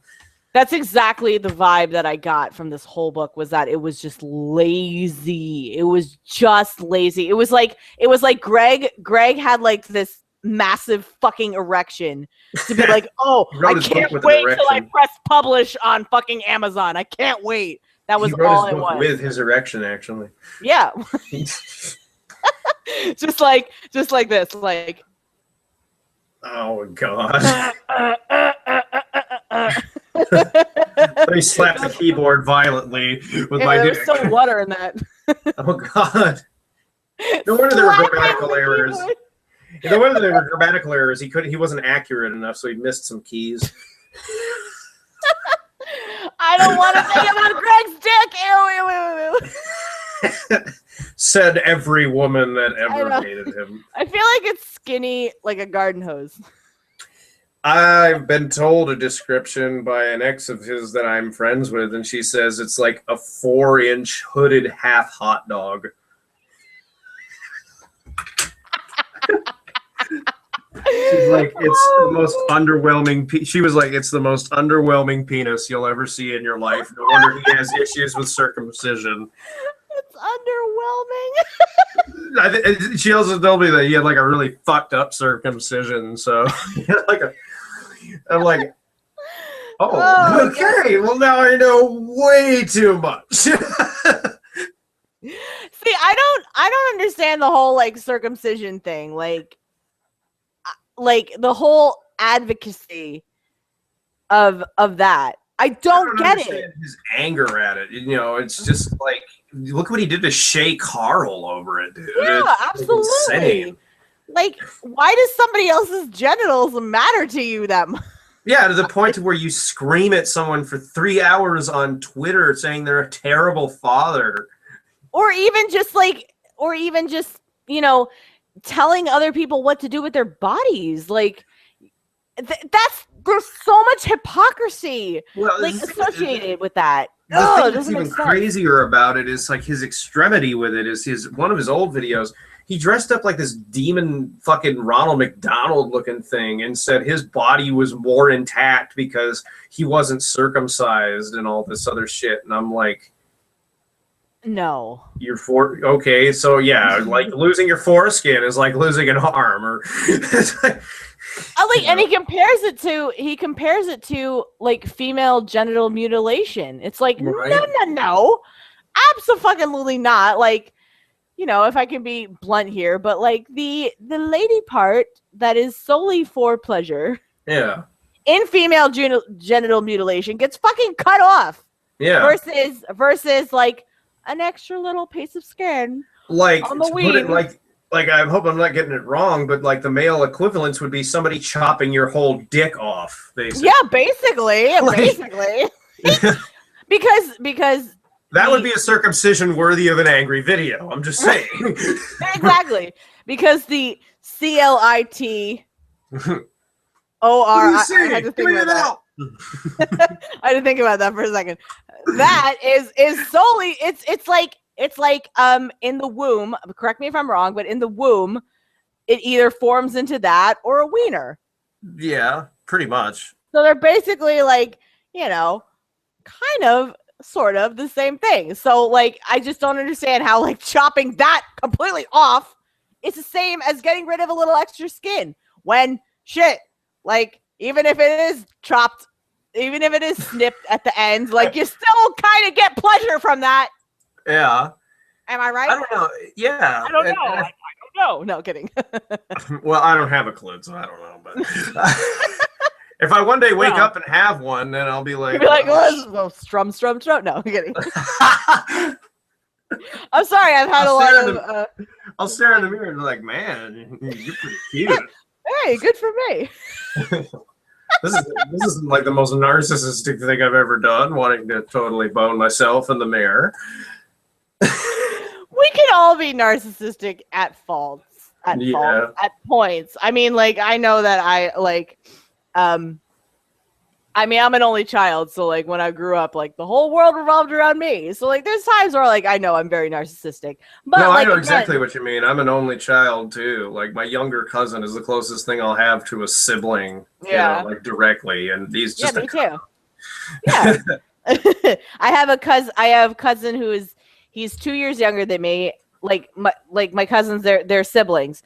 Yeah. One's 2 years younger than me, and one is 2 years older than me. So, like, when we were growing up, we were, like, always together. They were the closest I had to siblings. I didn't know you were an only child, too. That's pretty cool. Yeah, well, my little cousin, he's about to graduate high school, so he's, like, he's a baby. Young. He's a fetus. He's just still getting your nutrients from a tube, be a little fetus. He's just a fetus walking around in clothes. He's a promenade dumpster baby. Does he know about Greg? Yeah, he does. He walked in on me doing a video once, and it was so awkward too, because it was like the same level of awkward as if like he'd walked on me beating it or something. Like I look back, and I'm like, oh shit, and I have to like hide the camera and everything. I'm like, because at that point I know it's like, oh shit, I'm gonna have to explain this to him and everything. It's the same thing a kid goes through when his parents caught him jerking off or something. It was weird. Basically, because you have to explain what was going on. Oh, shit. I threw on my porn. It was easier to explain. Right, yeah, exactly. Like, yeah, I just wanted to fucking... No, but he knows about it. He knows about it. I showed him one of the guy's videos a couple of years ago when he was like 16 or 15 or 16, and he was like, wow, I really don't want to live on this planet anymore. I know, basically. This is a kid who was like, no, this was like more than that because he was still in middle school, so that was longer than that. But he was like, Jesus Christ, I'm still in middle school and I'm smarter than this asshole. I mean, that's basically like, I don't want to knock on people that like, aren't smart in the weird sense of the word, but like Greg is just not like the thing that bothered me is that he just proudly admits he's never read a book since high school. He's very mal-educated, and I don't know where that comes from. I said earlier, I think it comes from how he was raised, but like he just seems like he never got an education that was worth a shit because he really doesn't know a thing about anything. Like, no, he doesn't. Fucking, I don't know how else to say it. He's just really fucking stupid. It's just like literally, he's stupid on a lot of topics. He doesn't know shit about history because when he talks about like things like 9/11 and why the world is the way it is because of things like this, it's just like, dude, you are one dumb motherfucker.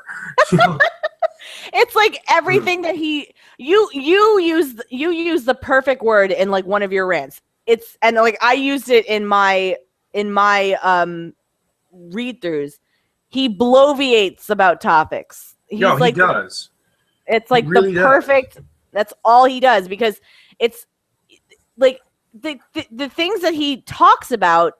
It doesn't come from a sense of I read this article, I read this study, I concocted my own study. It just comes from, well, I thought of it. Yeah, like he said in one of his vegan videos. It was one that the Amazing Atheist responded to, actually. And he's sitting in his chair, these douchebag fucking glasses.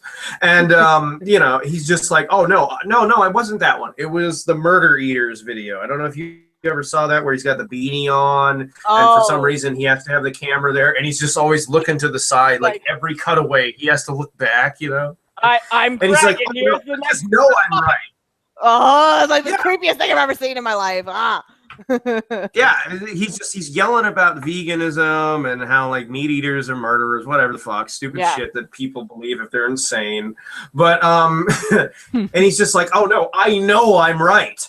That's where a lot of his his ideas on shit just seem to come from. That he just believes it's true. It's fucking true. And is that a trait of narcissistic personality disorder? It can be. It can be, definitely. Because I just had it pulled up on my phone here. That's what I was looking at. And interesting. Yeah, that's one of the traits where it's just like a lot of presumed knowledge and stuff. And that's another thing about sociopaths is they're very charming and they're very entertaining. It's just that's all it is.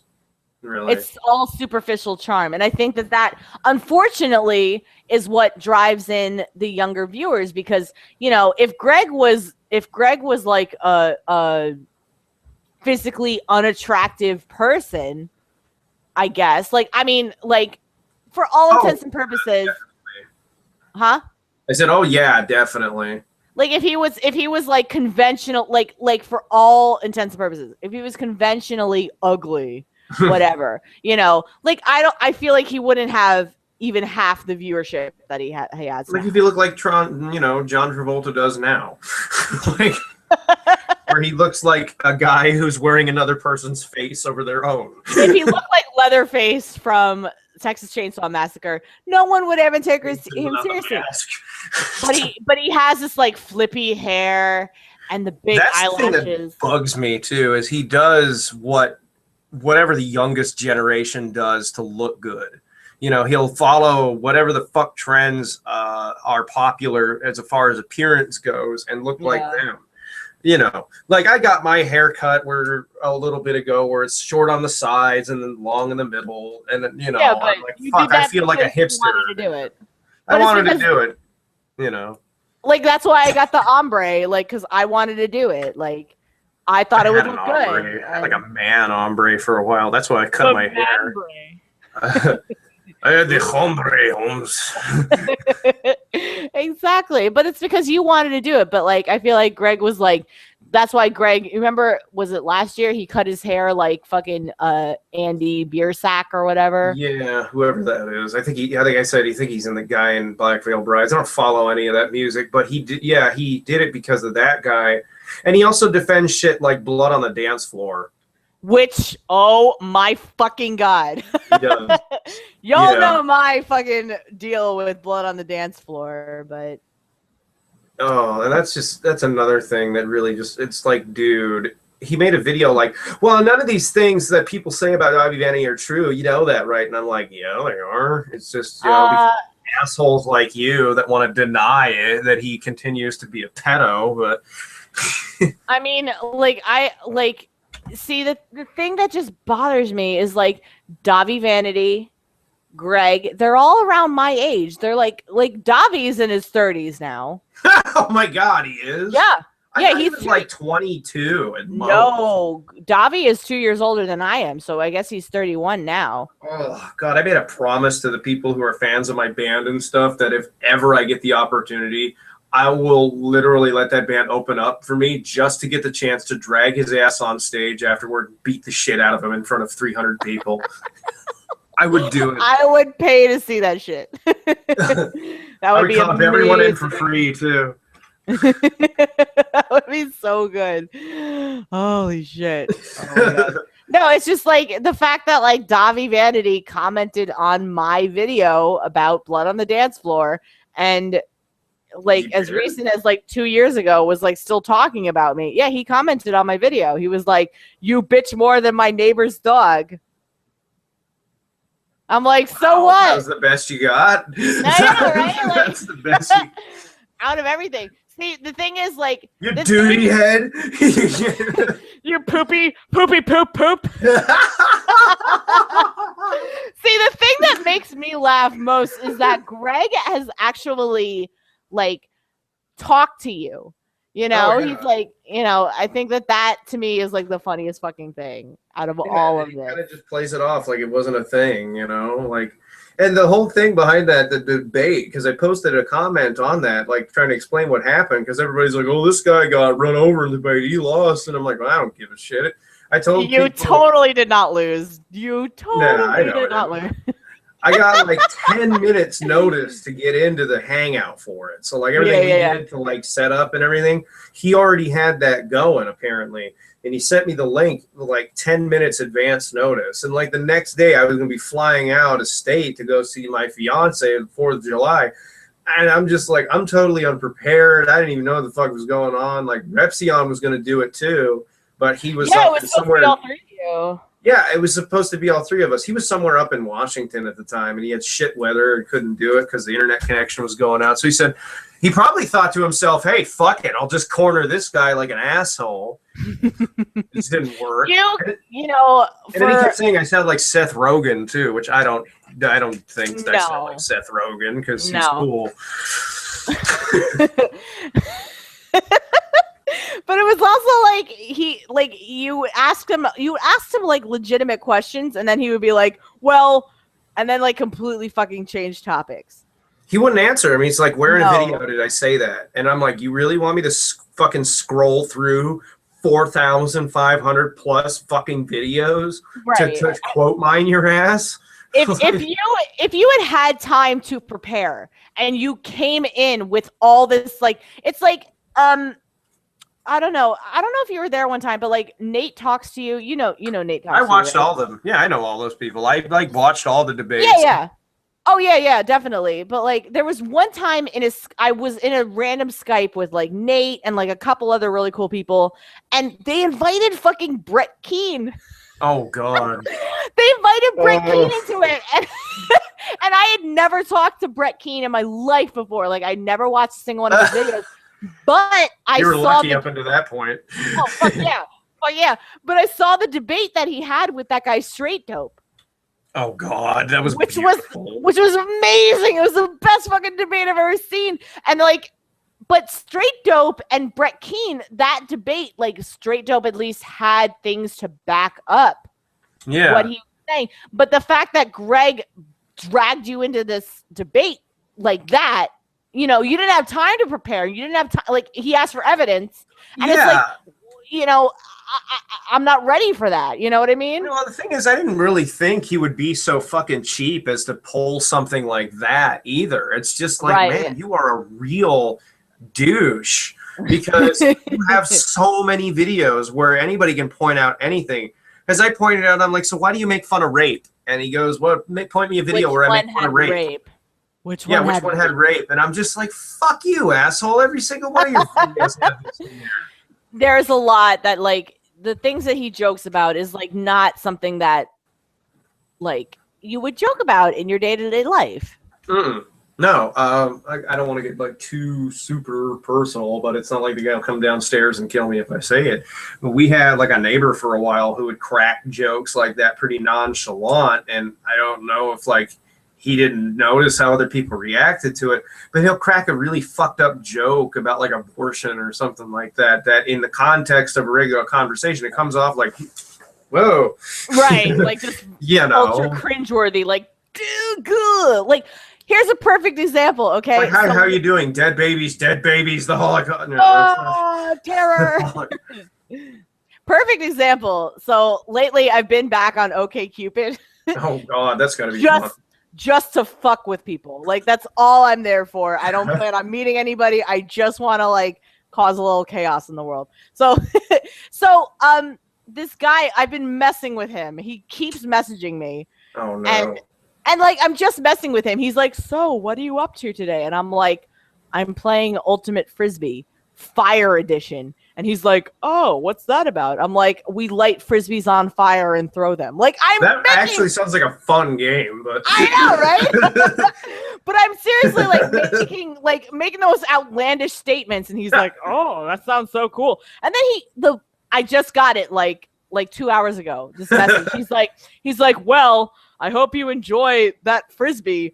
I'll be sweating at a barbecue like a faggot. I'm like, what? So what is he saying he's going to do? What does that mean? So you're going to go to a barbecue and make burgers while blowing people? I don't know, but I was like the most recent message, I was like, why would you ever say that? Like, I don't call people faggot. Like, I don't use that word normally. Like, I'm saying it now because I'm just repeating. But like, I don't use that word. Like, that's something that's in my repertoire. People get on my case for me saying it in videos sometimes, and it's because I'm, I finally let it slip, and I get like really fucking pissed, And people are, you should never say that, and I'm like, well, be quiet, because I was mad as fucking hell. Like people say it, and like you're never ever gonna control somebody's words. Like people are gonna use a word, and other people are not going to like it, no matter what you say. The fact that I just said it, like people are going to probably have a problem with it. But why would you know what I mean? Say that to you is what I want to know. Exactly. Like I said, I'm like, you're gonna. It's like if you think about it, it's like a Louis C.K. joke. You're gonna be sweating like a faggot. So is one guy gonna be behind you and one up front, and you're gonna have to like move around the grill to deal with this, or exactly like Louis C.K. is like I would never call a gay guy a faggot. I just call him a faggot because he's being a faggot. Being a faggot, exactly, and like I understand that people do have a problem with that word, and I know that's like it's not a nice word to say. The fact that like you say that on a dating site to somebody was outlandish to me. Was just an aberrant word to use, and I was because, like, dude. You're trying to pick me up, and you say you're sweating like a faggot. What the fuck does that mean? Oh, it was just ridiculous. I just thought it was. So how was your day? I was at work sweating like an N-word. Exactly. Like what the fuck? I just don't understand. I don't understand the logic. I was sweating like Stevie. An N-word in a cotton field. What? What? Really? Jesus Christ, Stevie! I gotta pee really quick. I'm gonna go do that. I'll be right back. Okay, I'm gonna. Okay. Talk to people while I'm gone. I'll be right back. Shit, I was gonna go grab a bag of cookies. Go do that. Go do that. All right. She's peeing. I'm getting cookies. That's weird.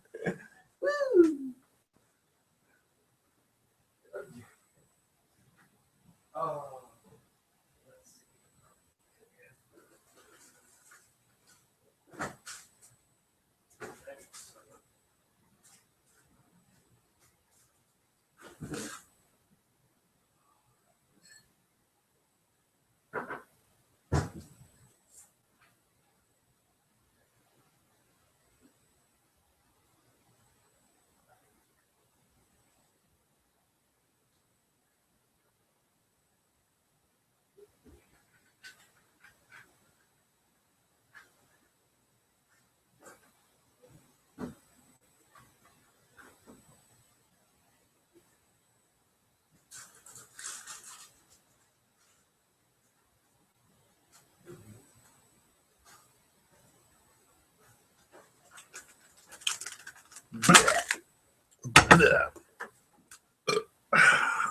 Awkward pauses in a conversation.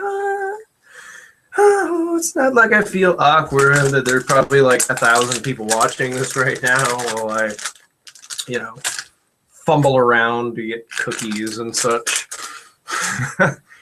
But anyway, I am reading the comments in this, and it'd be cool to know what people think of the hangout so far. Open up cookies.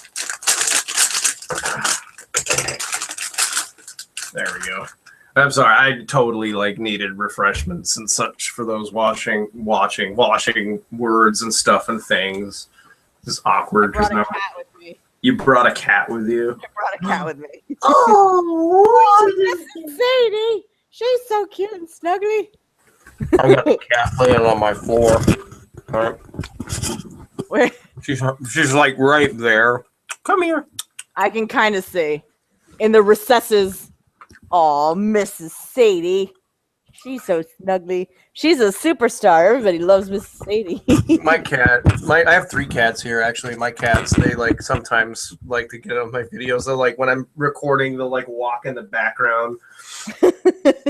One was trying to climb on top of my comic book boxes over there because I've got a whole big collection of comics over there, in these boxes right there. And she tried climbing on top of it. Oh. How many? You have 3 kitties. How many, boys, girls? Oh, they're all girls. Aw. Yeah. They're the nicest. Actually, they're not. Girl cats are the meanest. Sometimes. Except for this one, right? Come here, Mrs. Sadie. Okay. Oh, I love Sadie. Sadie's so cute. She looks like our cat Gizmo. Yeah. She's a nice lady. She's really fat, but she's a nice lady. Excuse me, miss. I'm plump. I'm not fat. Well, when I first got her, she was like nice and lean, and then I plumped her right up. Can't help it. My cat doesn't want to get on my lap because you're too fat to jump. Sadie's the lap cat, and she's biting the vacuum. Stop. No biting the vacuum. Stop it, psycho. Stop it. Knock it off. Was she trying to fight the vacuum? I don't know. She's biting it. She like bites a part of it. She's just an attention whore. She really is. She's just like my cats like to bite on my guitar cables, which is really weird. I guess they like the rubber that the cables are wrapped in. Yeah, they do. Sadie. I can't tell you how many fucking like headphones Sadie has. I know about that. I used to have a pair of, I forget what brand they were, but they were really good. They were earbuds, and like my second day after moving here, Gizmo ate mine. I feel like bit them clean in half. I'm like, hey, I found my headphones. Where's the part you plug them in with? Oh, that's on the other side of the house. Yeah. It's awful. I was like one time I was like getting ready for work, and Sadie was sitting in the middle of the floor. I'm like, oh, and there's like something at her feet. I'm like, oh, what's that? And I realized it was my headphones. I was like, oh, you bitch. How dare you? I can't believe it. My fiance and I actually have also huge Alaskan Malamutes. So we have two big dogs, and and they like to leave little presents. Like, oh, look at that possum I brought in that's dead. It's a present for you. And I'm like, holy crap. The birds were fun. That was fun to deal with for a while too. Oh yeah. And they don't do it to be malicious or anything. It's just, it's to just a dog. Present. Yeah, to a dog. It's like, I brought you something nice. I'm dog. Enjoy. I was thinking of you when I was biting the head off of. So I didn't know your particular brand, but I bit the head off a quail, and yeah. Ah, that's great. Where's the head? Ah, fuck, the head is on the patio. Oh, damn. Animals are fun. They're silly. So cute, though. Thank God. Because animals can get away with that. See, if I, decapitated my neighbors and brought my fiance one of their bodies, I'd end up You'd be in jail! No, I just told them about books. You'd be where Greg should be right now. I'd be named James. James Patrick. The next Lakewood High president. I can't believe he never did that. He didn't decapitate Davis and give his head to Abby as a present. Oh, thank you, James. I appreciate this gift. Oh my God. I feel like I'm so. Why didn't any of the characters have any sort of physical description? Because I don't really know, other than maybe he's just such a bad writer. He doesn't know how to describe someone. It took me a while to figure out there's different ways you can do it, really. And, there's different ways you can do it, but really, he just doesn't know how to do it at all. I guess not. He just overshot having to do it. Well, I mean, Stephen King's classic quote is you can't write unless you read other people's writing. No, you can't. Just the fact that he proudly, even in the author or the book description on Amazon, he says, I haven't read a book in 14 years. And I'm like, so you haven't read a book since 2001? Which you're just going into high school at that point. I was a freshman or a sophomore in high school at that point. How do you 2001, let's see, I'm 26, so I'd be 13? Yeah, you're a baby.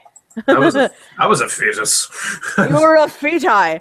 How do you not how do you not read anybody else's words? I just don't. I don't understand. Get it. Like myself, I'm a huge Stephen King fan, Dean Koontz fan. I fucking love Philip K. Dick, Huxley. Dick. Sorry. I always have. Okay, I'll be proper. His name's Philip K. Penis. Philip K. Dique. Dick. Dick with a PhD.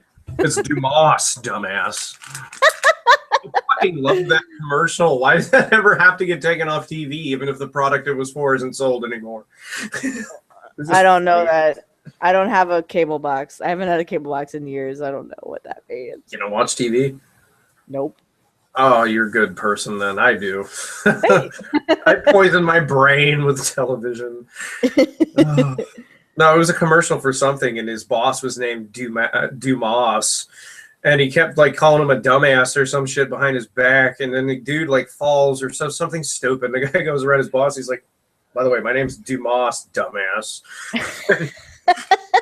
That's awesome. It was for some like company, like a really big company too, and they try to be so PC about commercials, you know, if you're a big corporation. So to do that, I'm like, ha, that was actually kind of funny. That's awesome. Oh goodness. So somebody in the comments said there's 173 people watching right now. Hell yeah, that's awesome. They go, it's not exactly an internet aristocrat video that used to get thousands, but it's still cool. What is an internet aristocrat? Yeah. He was one of those people that he was like one of the first that started talking about that whole Gamergate thing. Oh, okay. Yeah. But you know what? Like, here's how I view like YouTube fame, I guess. I would rather have like a smaller group of fans that appreciate you, that aren't just mindlessly watching you. Yeah, exactly. You know what I mean? And that's what you and I both have, though. Yeah, definitely. Awesome. Which is so cool. Which I think is like, which I don't understand it to this day. I don't get it because I'm such an uninteresting like dork. You know, but like I think that's really cool, and I'd rather it's like. Okay, so like one of my favorite singer-songwriters is Brendan James, right? I'm like, oh, fucking love him so much. I've met him twice, but he has this like really small like fan base. He's not very popular, and like my mom likes him too, and she's like, why doesn't he have a bigger fan base? I don't get it. I'm like, you know, he likes the fact that it's like a small group, but it's like strong, really cool people that you can interact with, you know what I mean? And I think that's I'd rather have that versus like this huge group of like people that just mindlessly follow you. And I just don't understand that. But I mean, I guess after a certain point that just almost comes with the territory, because he has nearly 1 million fans, and it's hard to like kind of influence your fan base enough to really be interested at that point. Because I mean, how you really after like a couple 100,000, I mean, that's a lot of work you'd have to do. Like even Repsion, who's got 300,000 something subs plus now, he gets that, and I've seen him complain about it, but it's just like, dude, complain about like mindless fans that just watch. Okay, yeah. And it's like, dude, after a certain point, it just happens. There's not really much you can do. Yeah, I mean, there's no controlling it at that point. I mean, for me as a musician, the same thing will happen. Like if anything I'm doing ever took off, I'd expect the same thing. You know? Right. Absolutely. Because that's just like human nature at that point. Like, yeah, they'd just be buying my albums just to buy them, and I'm like, the whole thing could totally suck, and then they'd be like, whatever, it's still good. Yeah. Well, thank you. I needed the ego boost. Right, exactly. Like that's just kind of how it is. Like if you're a fan of something, there are some people that are just gonna watch / like whatever you do, and that's just, you know, how it is. But it's also like, you know, to the point where, excuse me, like you and I, we have like a nice solid base on YouTube and Twitter and all those mediums, but it's also not to the point where you can't interact with people. Yeah, because I routinely get sent stuff to commentate on by people. It's like, hey, dude, I saw this in the news, might interest you, or like, hey, I saw this in your video, this might interest you. And for him, it's just 99% of the time a 13-year-old like sucking his balls. Yeah, pretty much. Growing her first pube and going, "Oh, you're so hot. I wish I could date you." Like, no, you don't. That's terrifying. Like, You have to have had at least one period to be with Onision. Ew, ew, ew, ew, ew, ew. I can't believe people have willingly, like, done stuff with him. It's such a terrifying notion. Got that barf bag. There's around here somewhere. Yeah. This Lay's potato chip bag that's been here probably for way too long will do. That happens. I have, like, a Dasani water bottle and, like, a Coke bottle that I haven't taken out to the fucking recycling yet. I actually stole a barf bag just to have one once from an airplane. I don't know why I did this. Because how often do you come across a barf bag in your day-to-day life? I don't know. YouTube, should send you one. Like, it should send you a supply of them, really. With Greg's face on it. Just imagine barfing on his face. It'd be awesome. Just the face would be like taking Ipecac, though. Yeah, right. That would be the Ipecac. I know. Be perfect. No. Actually, it'd be better. Just that picture of him like screaming with his shirt off in his video. I still. Ew, oh my god, I still hate that video so much when he's like, "This is my body." Ah! He's like all flexing his muscles and stuff, and it's just like you start to realize that without all that, he'd just be like hideously skinny. He's like really. I don't know. He just looks really sick in that video. Like, who has that much body acne? That's not normal to have. It's not. It's really not. And like, he kind of glosses over that, which is like, perhaps Proactive would help. I don't know. Proactive helped me. I like the way my skin looks now. He needs to like fight Batman and have the Joker's thing go on, where instead of getting pushed in a vat of chemicals that made him the Joker, Greg just needs to get pushed into a vat of Neutrogena. Right. He'll absorb the whole thing. He's all fixed right up. Okay. I was just looking, I was just glancing at the questions that I wrote on Tumblr about Greg's. So the overpass hanging, the man hanged on the overpass. What the fuck was that about? I don't know. That creeped me how does one have a thought that somebody would even consider suicide in that manner? Oh, it's happened. Trust me. There's been people who commit suicide like in all sorts of ways. But why he would put it in his book, I had to read that over like 2-3 times because I'm like, I thought I was misreading it. Me too. That's exactly I thought it was just like a metaphor for something, and I'm like, no, wait, he's literally describing a dude who killed himself on an overpass. What? Well, I thought that somebody had jumped into traffic. Yeah. Like off the overpass. And then I was like, why would Davis run out of the car? How fast were they going that he could jump out of a moving vehicle? He tried to pull an Indiana Jones. I don't know what that was, but that was like that part made me so mad. I was like, I can't even. I just had no reason to be there, and it was just needlessly dark. Yeah, what? Like, what is it with Greg? And like, I guess he just is one of those people that is just obsessed with the dark side of things, I guess. I don't know. I've never really understood it. Like with me, I mean, I like heavy metal music and goth shit, but I just don't want to put like violent, awful crap in videos all the time. No, definitely not. And like, I mean, I don't think there's anything wrong with being like into more like dark-sided things and like more morbid, I guess. Yeah, like we like horror movies. Oh my god, my fiance got home and brought me pizza. I love you. Yay, pizza. That's always the most amazing thing when somebody comes in the house and you see a hand come around the corner with pizza. So it's like, there you go. Hey, over here. I have a cheeseburger Oh, in the God. fridge that I was considering going back to eating. But I want to finish my wine first. Right. And hang on, let me just tweet out the link. We are still streaming. Done.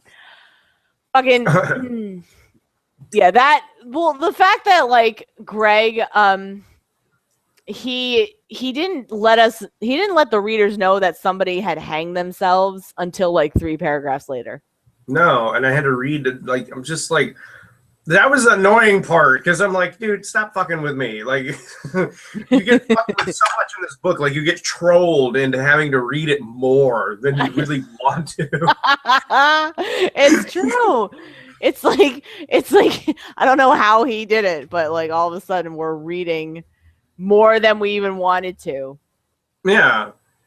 I don't know. I just like the whole thing about him and the Abby girl, just to me, is just so dark because you don't get to know this girl, and then he wants to just have sex with her immediately after her telling him she was gang raped, had a kid from it, and then had a fucking miscarriage. And it's just like right after there's a sex. I'm like, that was one of my questions. Why would you do that? You know, like, why would it even occur to somebody to take advantage of somebody in that manner because there's no other fucking way to put it. It's just like, you let her open up to you. If you didn't, she wouldn't have like been as comfortable with you as she was. You let her tell you something fucking awful, and then you just use it as an opportunity to get in her fucking pants. And I'm like, if this is a book from your life, dude, and you actually did that to somebody, I want to fucking kick you in the nuts as hard as damn possible because you're sick. Absolutely. You know?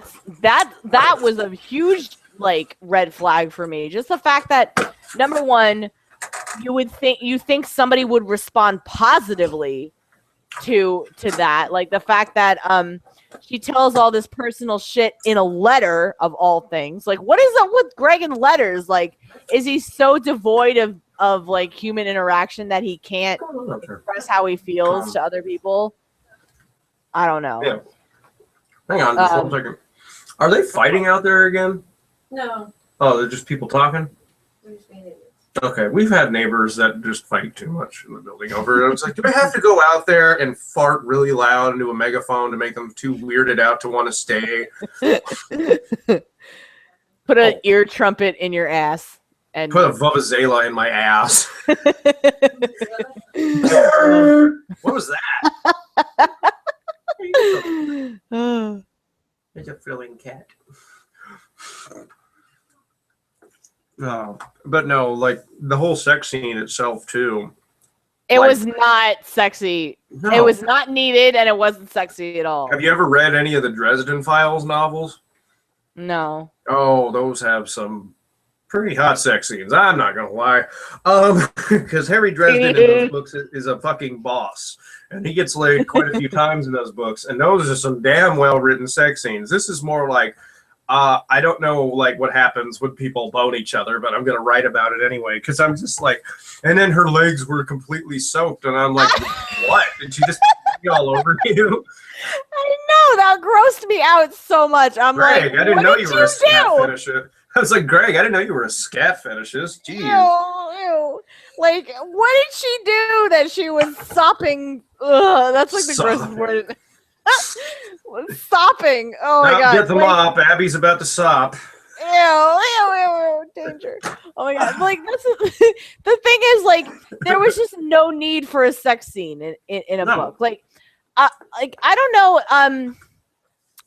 like John Green's book, I guess, The Fault in Our Stars. Like, do you know anything about that book or that movie or anything? Do you know it? Because I don't.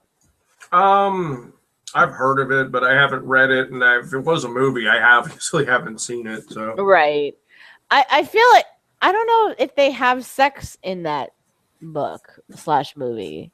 I don't know. I just think there is no need for like a sex scene in it. It's like okay, Tom Wolfe's book I Am Charlotte Simmons, which I read years ago, which I thought was a great book. It's about a girl who, like, she's just a naive girl who is in college. Uh-oh. Where'd you go? Stevie! Stevie went away. I can't hear him anymore. Oh, there he is. Stevie! Sorry. Every time I click back to the tab after a while, it like freezes. How dare you fuck this whole stream up? We gotta start over. We gotta start over. Oh God, that means I have to talk about his book for even another 2 hours. We have to talk about Greg's dick again, which we discussed. Ah! The book is like a Mobius strip. Exactly. It's like Greg's dick, Abby, James is a psycho, Seth and his white coat. I don't know. Right. Tom Wolfe's book, I Am Charlotte Simmons. Did you ever read that? No, I haven't read that. I have yet to read a lot of the more classic good novels and stuff because I don't know, I'm just like such a fan of like horror and stuff. I need to really branch out to more genres now. That book was one of Tom Wolfe's more recent novels. Oh, okay. And by recent I mean like within the last decade.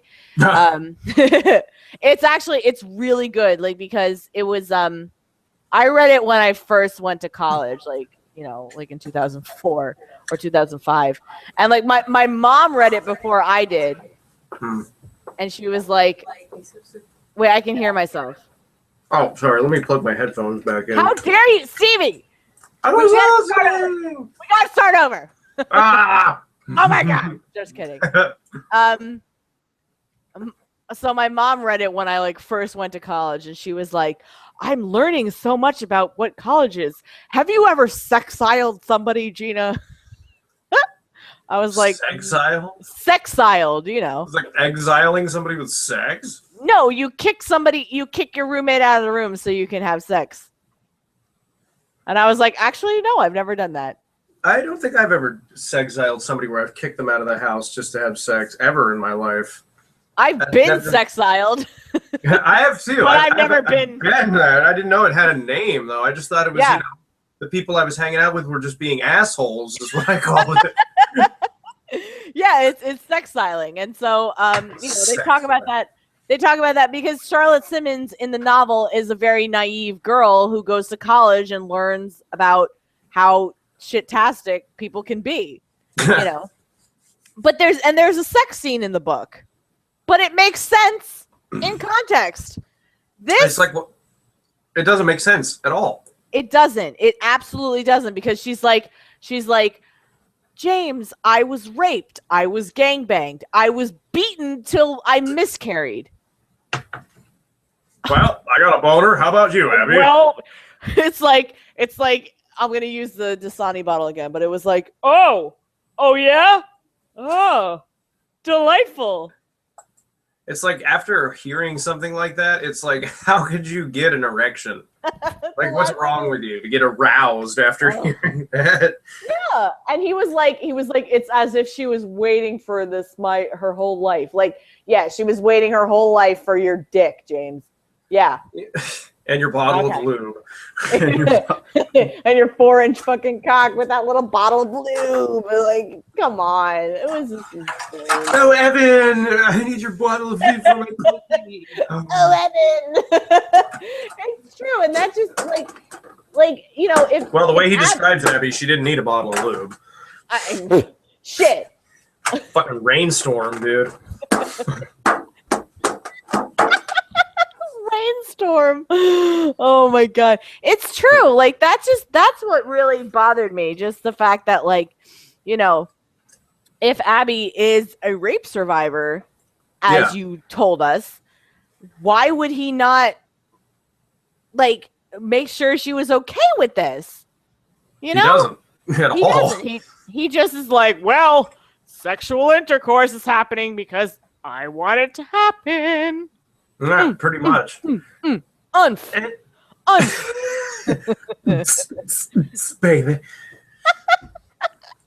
Baby.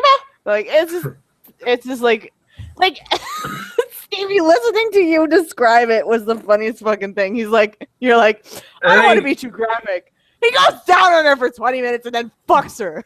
That's pretty much all he does. And I'm like, okay, well, at least your game is pretty simple. Yeah. Smooth operator, like fucking. I don't know. I Greg's just thought about that as was. smooth. Greg is about as smooth as a piece of sandpaper and a wire bottle brush going up my ass. Yeah.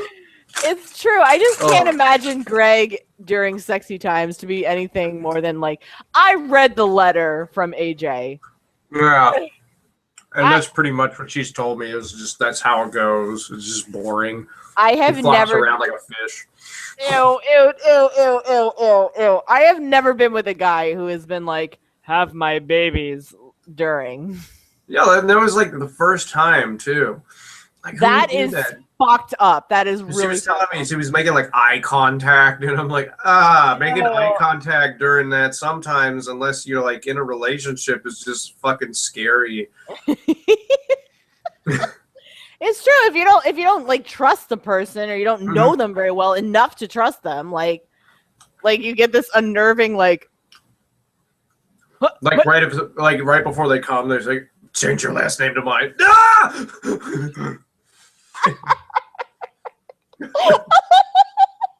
have my children. Stop. Or like that. Pretty fucked up. Greg's pickup line. This is pretty fucked up. His pickup line is probably like, hey, let's don't turn this rape into a murder. That's his pickup line. Is it okay if I blog about this later? Oh. Well, I guess if you're going to dump me, then you're just going to have to sign this waiver. What is that? It says that I have the right to vlog about you anytime. Fuck it, I don't even need the waiver. I'm going to just do it anyway. Oh my god. Slandering waiver. It's what like he did that... to her after all that was so shitty, too, because he went on his Google Plus for like days and harassed her on there. Oh, I would like sew myself shut if I ever... If I ever like banged Greg. Ew! I'm knitting with my vagina closed. It's like no one is ever like no. Fuck that noise. I can't. Oh God. Like there was just no need for a sex scene other than like Greg was like probably horny. Use the bottle again, probably just like during like I mean one-handed writing the whole chapter. Just typing with one hand, like, or like more like this. Oh God! Like, okay, there's a sex scene in my book too, and I've said that in my read-throughs, but like it makes sense in context. Yeah, like I said in my review in the book Twilight Eyes by Dean Koontz, it makes sense there too. Because like these two characters didn't know each other at the beginning of the story. They get in a relationship, and it's a progression of their relationship, especially when they realize that, both of them come from pretty fucked up lives and they're in a very fucked up situation, but they're that fucking much in love. In fact, actually, the love story in that book is just about as screwed up as the one in Greg's book, but the sex scene in it makes more sense to be there because, it's written by a guy who, I don't know, knows how to fucking write a book. And knows how to fuck. What? Yeah. like in my book, it's more like, it's an ex-boyfriend and ex-girlfriend character, and they like reconnect, and there's a lot of feelings still there, and it makes sense in context. They reconnect anyway. Oh yeah, they do. A lot of it, like I said it in my read through. I wrote a lot of it while I was like drunk in the Dominican Republic. I was like, this is fucking great. But the way that I like paired out the relationship and the progression of them like falling back in love or like whatever it is, Yeah. It's more sensible. You know what I mean? Sensual. Well, it makes more sense in context versus like I just wrote you a letter. So must have been a damn good letter. No, not really. No. I know. Like Greg like took the letter and like wrapped it around his dick and just he had his went love musk sprayed all over it. Musk. Musk. Ew, what is he, a fucking rat? Ew, I feel like Greg doesn't smell very good. There's no way he could. He doesn't look like he bathes ever. He doesn't take care No. of his skin. He's He all doesn't. greasy and awful looking. Like, I think he probably like doesn't, because he like he wears makeup. Like, he admittedly wears makeup. Maybe Yeah, he like does. doesn't wash it off. Like, he doesn't have proper makeup remover. I think he just puts on makeup and stuff to make his beauty filters and his videos look better, really. But there's a picture he put up on his Instagram recently where it's like he was trying to do the David Bowie from the 80s sort of look, but I'm just like, dude, you look like a fucking meth whore. You made yourself look like way too skinny because you put it all on wrong, and then you've got this black eyeshadow which makes your eyes look all sullen and sucked in. He has like no idea how to like do makeup or fucking. No, he doesn't. It's just so creepy. It is creepy. He is just a creepy fucking guy, and like I'm trying to like think back to parts of the book that the book quotes where it's like it's a book. It's not a book. It's the literal definition of a book, but it ain't a book. Right, exactly. But there was so many parts of it that were never repeated again. Like, no, there weren't. It's like, what's the point of the bear that they cut up and re-stitched back together? The two will become one. Yeah. like what? And it's like James and Abby, to a point, they became indistinguishable. No, they're just he basically, the way it sounded is he just fucked with her personality to the point she just became him. Yeah, which is terrifying. Which is a terrifying reflection of how his relationships go. Like, why didn't him and AJ work out? Because she was her own person, and she was like, I'm not gonna take this bullshit from this whiny fucking pussy. You know what I mean? The guy she's with now is a million times cooler than Greg will ever be anyway. And they're right for each other and stuff. Cause it's like, he doesn't put like a cap on who she can be as a person. Like if you read the letter, it's just like every day he called up with a new problem because she wasn't going along with his program. And I'm like, it might be your problem. Too bad you're too dumb to listen to that. It's true. Like, he wants to, what I think, like, we can only go off of speculation. Like, you and I have been observing Greg for this period of time, and like, I think we have a pretty good or attempted a pretty good idea of how he operates. But I think his relationships, like what he wants in relationships, is somebody to act just like him. Yeah, pretty much. Like, to just, that was disgusting. How dare you? Oh, I'm sorry. I'm sorry, feminism. I'm sorry. I'm sorry, Tumblr. No, just kidding. Yeah, I'm not. I apologize to Tumblr for shit. I know. Ever. I just think the way Greg just wants a version of him, but he doesn't want to work on anything. Like, I'm not a big relationship person. Like, I've only had like a couple boyfriends, and they haven't lasted very long. I'm more of that perpetually single person, and like, I'm content with that.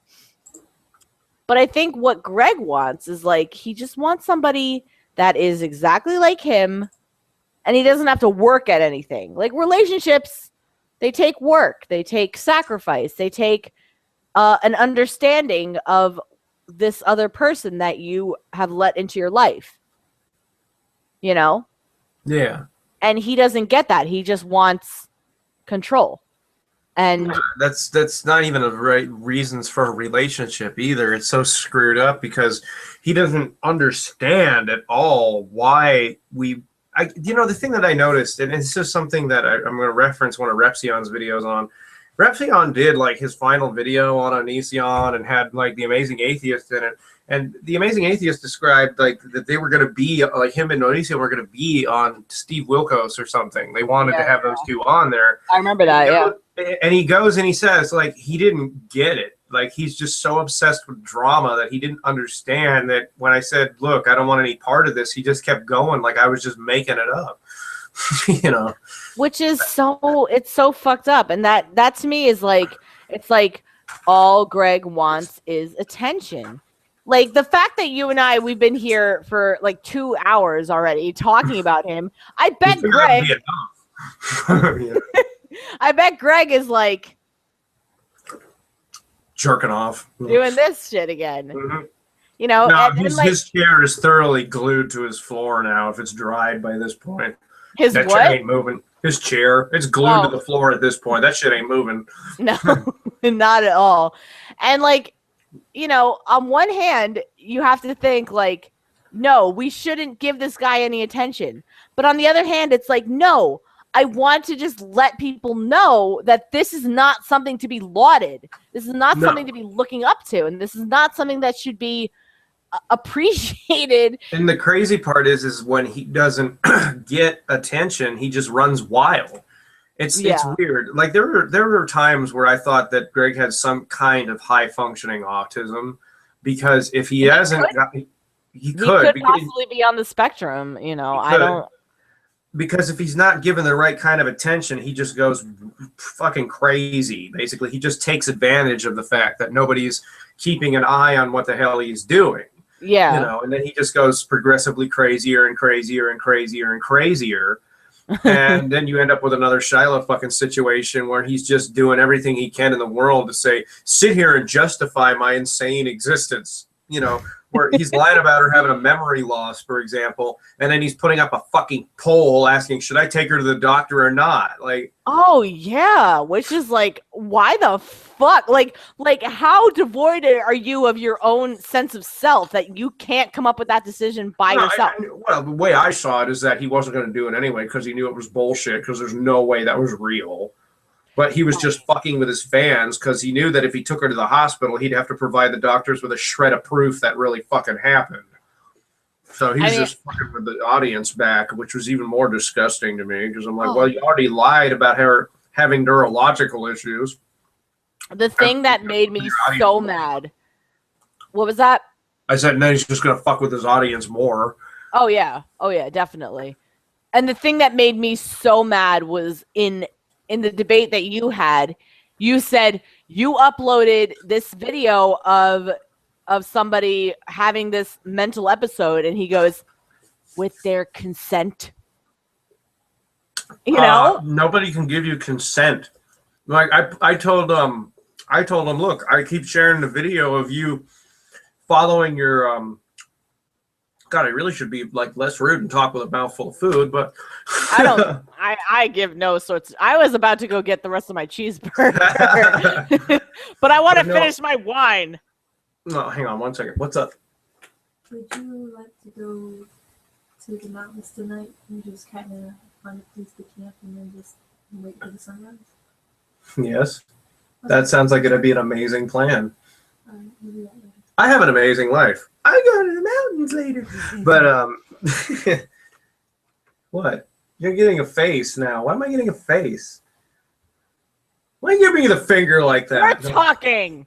Leave us alone. No. She just pulled one of these like she's scratching her fucking eye. Like Well. That was the thing. I'd like hate to change subjects, but Brad Pitt did something fucking hilarious like that when somebody was asking him a question he didn't like, and he just did one of these to like answer, like he was scratching his eye, like That's like awesome. You're a douche most of the time, Brad Pitt, but like, or no, not him. What was the other guy's name? Ben Affleck. I get those two screwed up. They have a similar for some reason. Because he's the douche who's gonna play Batman now. Oh, that's true. Mm-hmm. There is no God. God doesn't exist because Ben Affleck plays it. Anyway, I was talking about something, and now I just totally lost my fucking train of thought. We were. I don't remember either because I've had like a million glasses of wine. We were talking about his relationships to Shiloh. No, that was it. Shiloh. No, the thing that disturbed me about that was when he said that to me, like, oh, I got it with her consent. And I'm like, no, you didn't. You told your audience that you filmed that because you thought she was going to kill herself. And if she did, you had it on evidence so they would say you didn't do it. What? Like fucking Like- criminal negligence, you stupid ass. Even if she did fucking kill herself, you go to prison anyway because you're true. filming somebody killing themselves, not trying to stop them, you dumb ass. There's so much. The fact in this book that he pinned Raymond, Raymond. He made so many references to Raymond as having a victim mentality. But it was such projection. It wasn't like so Raymond, the one instance that I noted in this Tumblr post that I put, Raymond threw a dodgeball at James's head and then was like, and then the substitute was like, "You're out." And Raymond went like this and then walked off. And then that was Greg's justification for him saying, "Oh, Raymond has a victim complex." I was like, "What? What the fuck? Are you kidding me?" It didn't make any sort of sense at all. Says the guy who fucking put up a video saying if YouTube wasn't here, he would have killed himself because he didn't have a reason to live and people shouldn't flag his videos. That was and that was years ago, but it don't change the fact that, motherfucker, you said that. Top kick. It's true. That's just a really fucked up thing to say. Just the fact that Greg has never not played the victim. I have never seen him take responsibility for anything that he's put out online. He always manages to blame everybody else for not understanding him or not, or it's the same with his real life. He never took responsibility for his fucking divorce. He said, "You know what? Fuck it. My ex-wife was a bitch." And I'm like, you decided to leave her for a 16-year-old pop singer. Yeah. What is your fucking problem, dude? And it was absolutely reflected in his book. James had the biggest fucking victim mentality ever.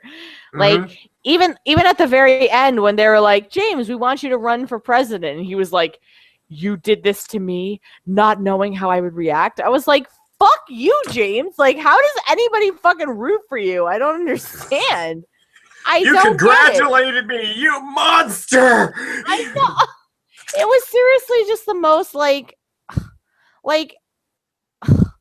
I got such a Manson vibe from the book. I just really think he should never write another book again. He's just so stupid about everything. When you put that in paper, you really are sharing a piece of who you are and what you've experienced and what you know. For the longest time with his videos, it was just speculation, but really he solidified this shit in depth too. He absolutely did, and that's what to me is most terrifying, because the fact that he came right out and said, "This is a part of me. James is a better version of myself." And it was like you, Stevie, you've been speculating about this shit for years. You fucking nailed it. And he doesn't even realize that you nailed it. That's the weirdest part of it. He doesn't even want to accept, that I got him dead to rights on it. Because I had speculated, there's two possibilities of this book. It's going to be an autobiography about his life and his YouTube shit, which I would have appreciated almost more than this, because then I'm like, okay, maybe then I can sort of get an idea of where the fuck this all came from. Right. Or the other possibility was it's going to be some kind of fiction novel, because I announced I was writing one, or been writing one for a few years now, and he's just ripping it off. And nope, it's a fucking fiction novel. So, and it was the worst one ever written. I mean, it's true, you write what you know. Mm-hmm. And there's nothing wrong with basing a character off of yourself, or basing experiences. Like my book that I'm writing, a lot of it is based off of stuff that I went through in my life. A lot of the characters are based off of people I know, or exaggerated versions, and it's more of a nihilistic version of myself based in a newsroom. In the book that I'm writing, actually, my lead character is based off myself as well, but just he's more like the way they wrote Peter Parker or something like that in a comic book, where it's just a sort of an exaggeration, of course. And that's totally that's legitimate to do, and it's it's totally fine to do that, because you write what you know. And the fact that this was Greg's manifesto in a sense. It was like it really was. Gregafesto. The Onision agenda. Onisa festo. But like, what else can he write about? That's what I don't understand. Like, he wants to write another book on veganism and watch PETA condemn it of all things. PETA's like, this is the worst thing we've ever read ever. What if he just writes about like circumcised penises? I know a person or who actually knows people at PETA who've seen his videos, by the way. And they're like, oh, wow. Like, if PETA is, like, giving you shit, then yeah. Because, like, even they don't really 100% agree with his videos on vegetarianism, from what I was told. And I'm like, you're the motherfuckers who compared chicken coops to the Holocaust. Oh, yeah, definitely. Real bad to piss those people off. Yeah, you gotta be a real big fuck up. You have to be Hitler himself saying, I don't appreciate your misportrayal of what I did. I don't even like chickens.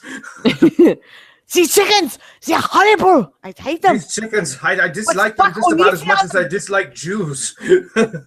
I like that. Just, yeah, for real. Shit.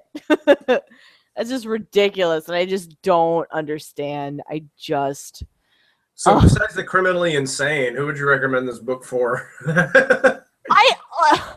I don't even know. Like people who want to learn what not to do when you write a book. That's basically all this book is for. It's people who just want to laugh, or like there's times where like you just want to scoff at something, you know? Yeah. And that's how I feel about like both the Sex and the City movies. I watch them when I just feel like scoffing at something because they're so horrible. You know, I never paid attention to that show, mostly because I was like 10 when it was on. But no, you're a better person for not, because. Well, you know, insane. I mean, you know, the chick, she has the face of a horse, and I just didn't, you know. I mean, I watched Sex and the City a million times, but like I hate it. I watch it to hate it, basically. I never paid attention to those kind of TV shows. Like everybody said, you should watch like Californication, and I did because I love the X-Files, and I'm like, well, this is just a show of what Mulder did when he wasn't at work then. And it makes so much fucking sense when you think about it like that. That's awesome. Oh yeah, like, this is just what Mulder did when he was off the clock. Right, just banging people with his giant wiener, like. Or is that well, that's sort of what David Duchovny does as a person. It's true. That's exactly what he does as a person. Just like whatever. He's a monster. Ridiculous. I'm trying to. Dick. Oh my god! I totally forgot about the part where James, where it was the second to last chapter, and Abby was just in the principal or Miss Robertson's office with the police, and they cleared her of all charges related to the shooting. Even though she wouldn't have been charged in the first place. Exactly. Like, that is outlandish. I've said that word a million times. The whole book is outlandish. Well, of course. But when she says, I wish people would disappear, and that causes James to, like, storm into the bathroom, strip off all his clothes, and take a shower. Yeah, I remember that part, and I'm like, so this is what he did to get kicked out of the military, right? I still can't believe that when I pointed that out, like, he admitted it was true. Like, I got told that about how he got kicked out of the military. Was that he refused to kill a rabbit? Or oh, well, no, it was what I was told was that it was actually because after he did that, you know, they put him in the brig for a couple days for refusing an order. And that when he got out, he just got naked in front of his CO. And that was how he got out of the military. I was told that, and I'm like, oh, well, there's no fucking way that this is true. This is just some troll fucking with me. And I put it in the video, and I said I didn't believe it. And then he goes and he admits it's true, and I'm like, what? Like, what? You did Imagine being a CO sitting there at a disciplinary hearing, right? And then a fucking nutcase just starts stripping off shirt and I wouldn't even know what the hell to do. I mean, I really wouldn't know what the hell to do. Like, how would you even react to that besides put him in a fucking mental ward? And then he admitted he got out because of a medical discharge, too, which explains so goddamn much. It really does. Why even go into the military? I just don't understand it. I don't know why he did. He went into the Air Force probably because he thought it was the easier branch. And then in his video where he has a video where he calls himself a veteran, which I think is fucking insulting. No, that is insulting. That's absolutely insulting. It is, because I've got military all over my family, and the stuff they went through, they're goddamn veterans. This asshole bitched out because he didn't have the balls to stay in. And, you know, he's like, oh, I wanted to go to Iraq, but they wouldn't let me. And I'm like, that's because you would have come back a psycho who would have shot people like fucking your character Seth, asshole. Yeah. Because you're too unstable to handle being in the fucking, in the sandbox over there is what they call it. You know, I know people who've come back from there, and then, you know, these were hardcore motherfuckers when they went over there, and they come back, you know, and they've experienced things that, you know, they don't want it. They can talk about. It's not top secret, but they just don't want to. You know, absolutely. Back, you know. No, he wouldn't fucking be able to handle that shit. I'm gonna be Gerg Nukem. Gerg. Oh my god, that's amazing. I've never said that in the video before. That's great. Gerg Nukem. Write that down. Write that down. Put that down. He wishes he was badass like that. But I feel like Greg in a fight would not even be able to, like, the fact that James took on 4 jocks. Oh, you know? Come on. Fight. There's no way that he's ever won a fight in his life.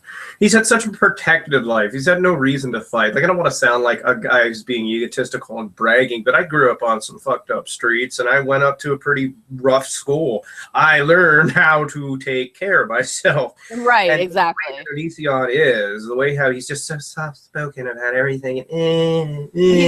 Like, my hair, dude. He would have gotten his ass beaten all the fuck over my old high school. Just for being that goddamn prissy. he wishes he was hard. I'm sorry. He just wishes he was harder than he is. It's like, did you ever see that video? You remember Outback Zach had that interaction with him? Yeah, I wish he remember? Filmed it too. Oh my god, filmed it, that would have been priceless. Like just the fact that, like, you know, he was like, oh, hey, like, Outback Zach was like, oh, hey, like, I was the one that made that parody video. And Greg was like, oh, I can't believe you did that. Like, just all of us, like, just meek and fucking, like, you know. The way he described it, Outback Zach, is that he was real meek at first. And then, like, wasn't it that that Onision came up to him later and then just basically called him an asshole? Yeah, I hate you. Oh, I would have loved if he had done that. I'd be like, yeah, well, you know what? Let's see how much you hate me, because fuck yeah, I'm just going to punch your face in. Well, the way I grew up, that's how we handled shit. I know it's kind of, you know, overly masculine and testosterone and stupid, but I mean, you know, the way I grew up, that's how we handled shit. This is how guys where I was from fucking handle things. You had a problem, you just beat the shit out of each other until you were friends afterward. Yeah. I've made a couple of friends that I'm still friends with to this day because we got into fights.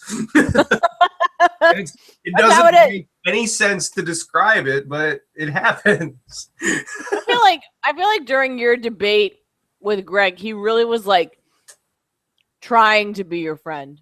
Yeah, he was. That's why I fucking fucked around for a little bit and just started having regular conversation. I was in I wasn't like in a call, but I was in the chat for a Skype conversation when that was going on, and that Shelby girl was there. A couple of the people who are now just trolls that nobody wants to talk to were there, and then a bunch of people like MDA and a whole bunch of others were there. But when he started talking to me like face to face, you know, just like a regular person, one guy goes, "Stop blowing each other." Stop blowing each other. And the man purposely got pissed again. Oh, okay. Well, you can walk by the camera for like a brief second. Now that everybody knows you're standing over there. This is not an exclusive club. It is. She's like, stop being a creep. But no, he was trying to carry on a regular conversation with me, and it was just really creepy because he's like, you sound like Seth Rogen, and I'm like, no, I fucking don't. I don't. I don't think you do. I don't. You I've sound never like Stevie. Yeah, you know. Seth Rogen's got one of these kind of voices or something like that. Like, he's got one of those voices of a guy who smokes more weed than a human being should be allowed. I want to smoke a weed with Seth Rogen. I want to fucking smoke a bowl with Seth Rogen. I'd be honored, dude.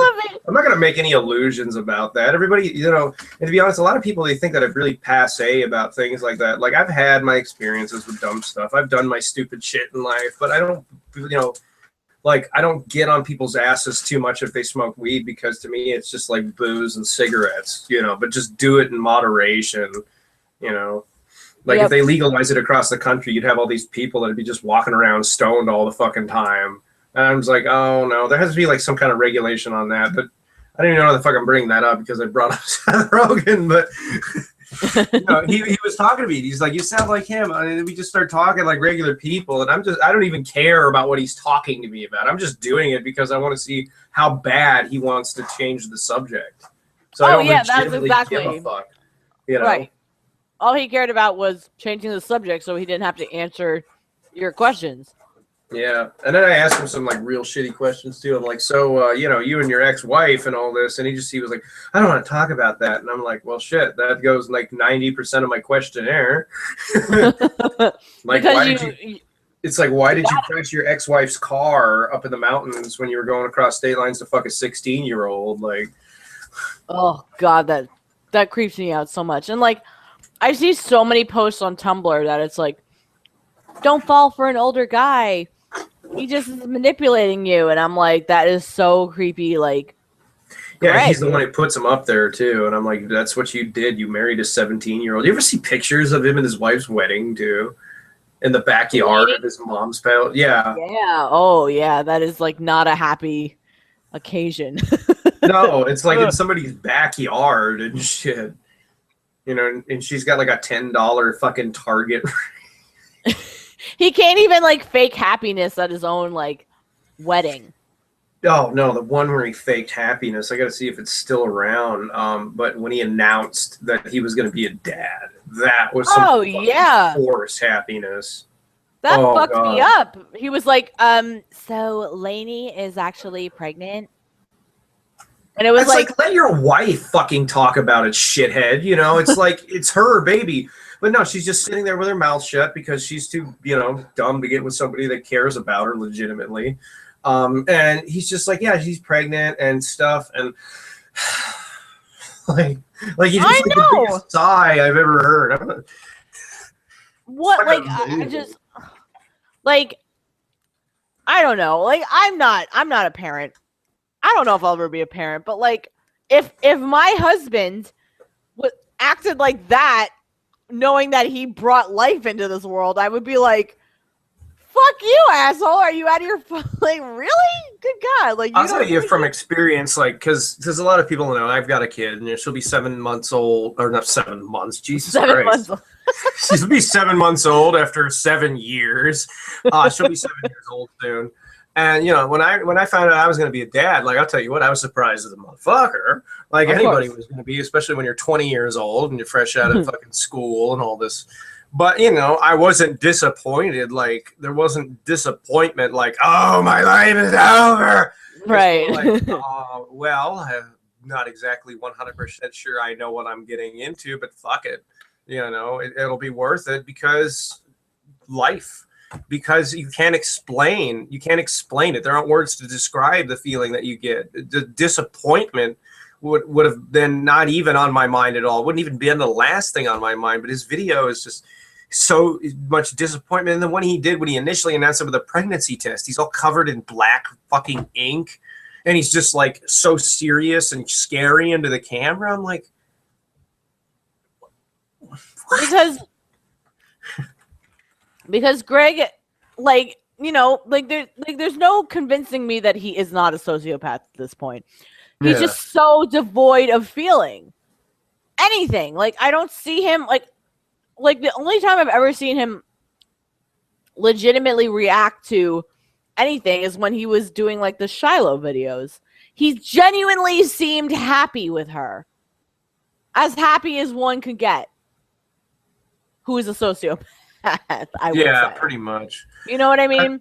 That'll be the pinnacle of his relationship because he felt like he was the right age to be controlling someone. And all it is control.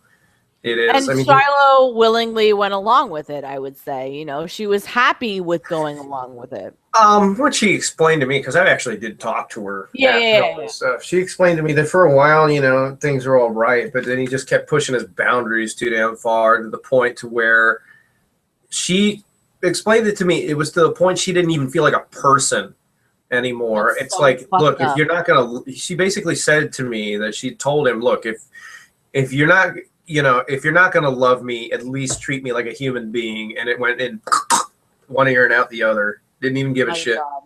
Like he was editing his videos to the point to where, because like their bedroom was his editing room. Like he'd have his office set up in the bedroom or whatever. Okay. And he would lock himself in there. And this is when she's pregnant. She's having to sleep on the fucking floor in the hallway is what she's telling me. Jesus Christ.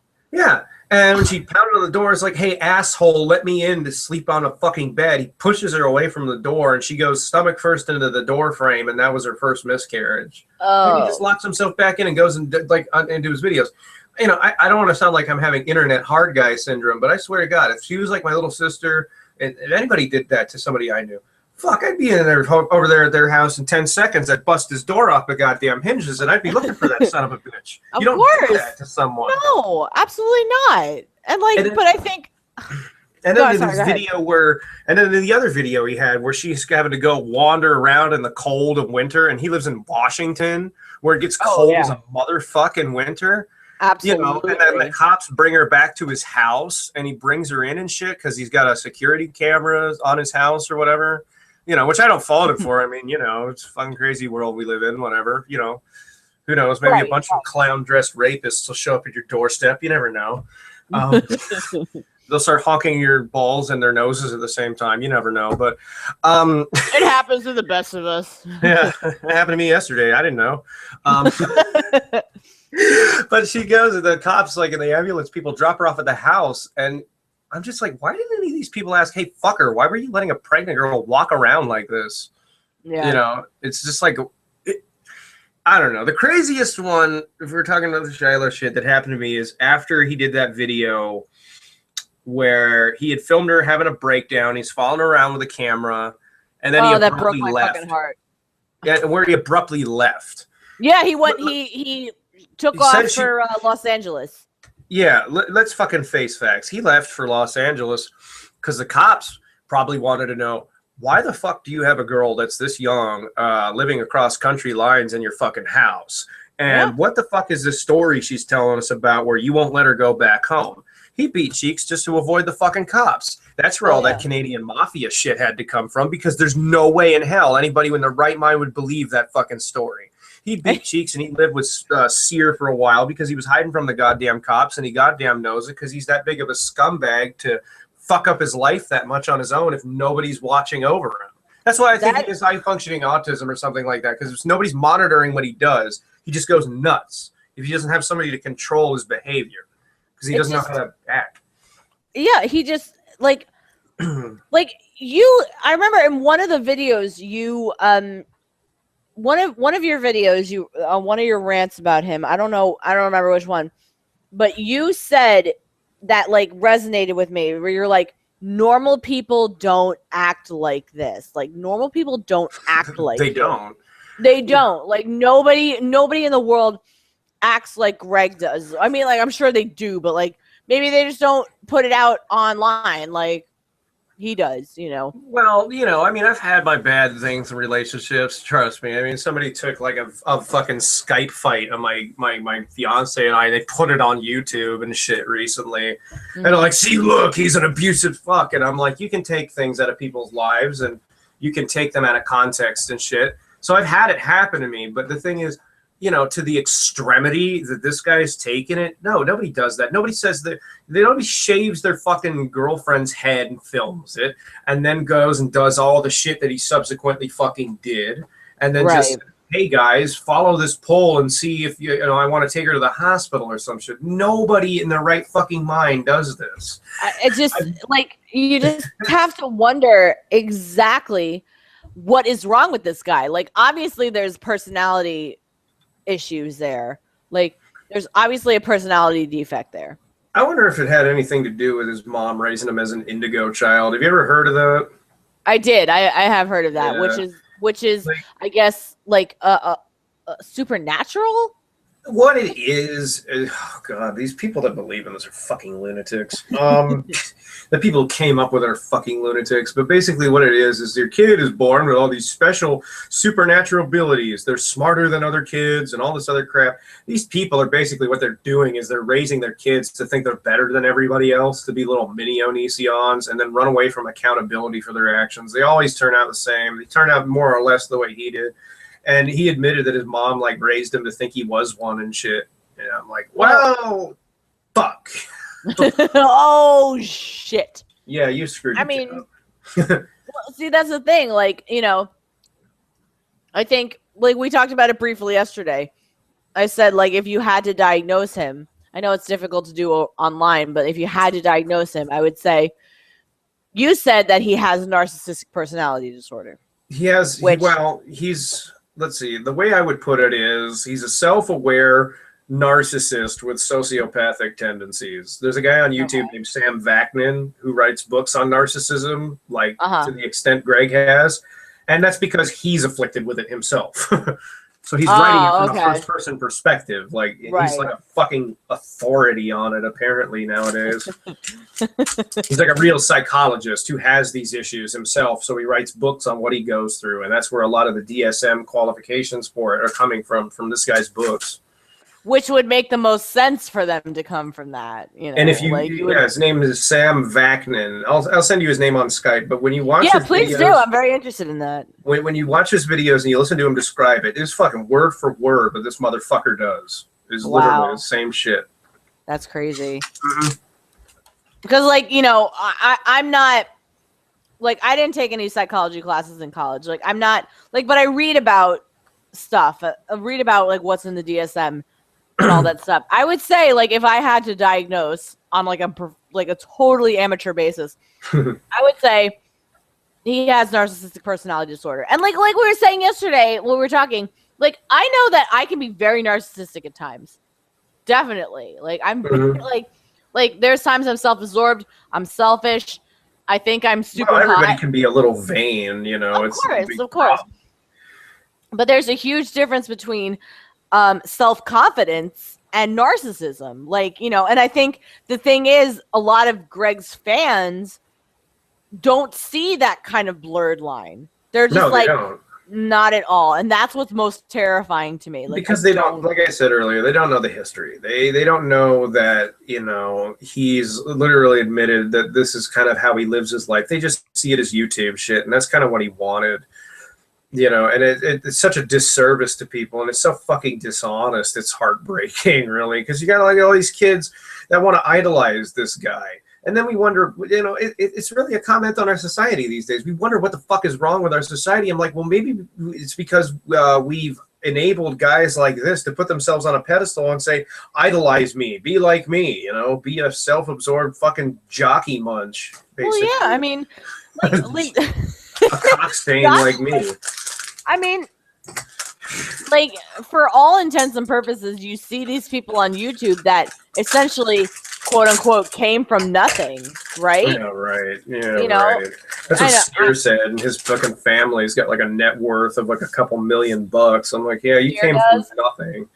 Yeah. Damn. You know, but that's what the portrayal is, like, oh, I just started making videos on YouTube, but like there's so many different factors at play. The only one I've ever believed that from is the guy, what is his name, Ryan Higa? Higa? Yeah, he actually lived in Vegas. Actually, I bumped into him a few times when I lived out there. Yeah, he lived up in Summerlin, I think it was, or like a part of Summerlin. And you know, when I used to work I had a job up there. I worked with some fucking like landscaping company with my dad for a while, and then his like main place that he would do it at was up there. And yeah, we would see Nigga Higa like film videos out there all the time. Really. Oh, that's cool. Yeah. He seems like one of the more like genuine people. He's a fucking cool dude. I wish I had actually known him in real life because he's cool as shit. Yeah, definitely. Asians are funny, lol. What was that? Asians are funny, lol. Asians, LOL, no. But I mean, like, he seems like genuinely like one of the cooler guys that was like big on YouTube. Like most of these people that are on YouTube now, like that are big on YouTube. He just got, well, he was famous just for being fucking obnoxious, but then he couldn't even be on Nickelodeon, I think, or whatever. Like, what did Fred ever end up doing besides not killing himself like he should have? He was annoying. He had a couple movies. Oh God. That were on Netflix, I think. Netflix, raise your standards. Yeah, right. I know. Like, yeah, I think Sierra made a movie. Or no, Shane Dawson made a movie. No, Shane Dawson did make a movie. He made a movie called Smiley.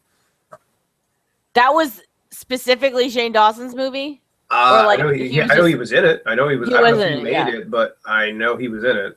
Because I got mad about it because it stole the little music box theme from one of the Fear games and put it in its trailer, and I'm like, copyright. Wait a minute, a music box in a Fear game? Yeah. I've only played the first Fear.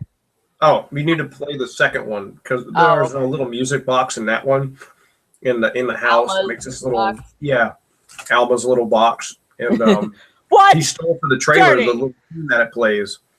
Oh. Yeah, I mean, little tune that it plays.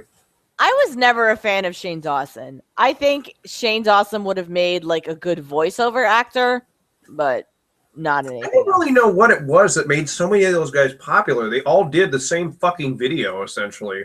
It's not like Philip DeFranco, where he made the same video for years because that was his format, where it's like, he's gonna be like, the pop news sort of guy, or whatever the fuck you call his content. It makes sense for him, but all these guys, like Shane Dawson, Sear, Gerg, fucker, they all did the exact same thing. It was nothing new. Like, if you watched a video by any of them, you can be guaranteed it's just going to be the same fucking kind of video. Just screaming an obnoxious comedy. Like, happy, shiny, I'm hilarious YouTuber kind of guy. Like, the way I saw it from a directorial point of view is that they just stole what late 90s fucking Nickelodeon sitcoms were all about, Like they stole that bright, flashy sort of 90s colorization, that random Rocco's Modern Life kind of fucking out of this world, all over the place kind of humor. And then they just repackaged it in this format that just didn't make any fucking sense because it already had its time. So to be blasted on YouTube, and then they just take references from the culture that were popular at the time. It didn't work. I didn't get it. No, that definitely makes sense. I remember like years ago, like at least 5 years ago at this point. I don't know if you ever come across it, but me, the Archfiend, and Muse Productions, we made a video together, all three of us, and we ranted on the top 10 worst YouTubers. That's actually where I first saw you. Really? Oh my gosh. Yes. Oh, by the way, Archfiend commenting in here. So he did. I saw that. Hi, Arch. I can't wait for you guys to review the movie adaptation of this book. Well, like I said, when I get to Archfiend's comment, when I get a copy of Cannibal Holocaust, I'll fucking review it. Pulling for Columbine, I'll have to review that. No.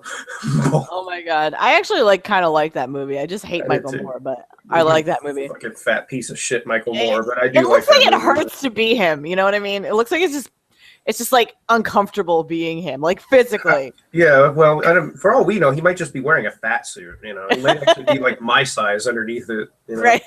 Hey, over here. Ew, he just looks like he rolls when he walks. It's just gross. Oh,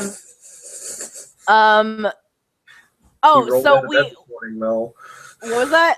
He rolled out of bed this morning, lol, and then he broke it. All the King's men couldn't put him back together again. He's a big egg rolling around. The incredible edible war. All right, enough of fucking Michael Moore.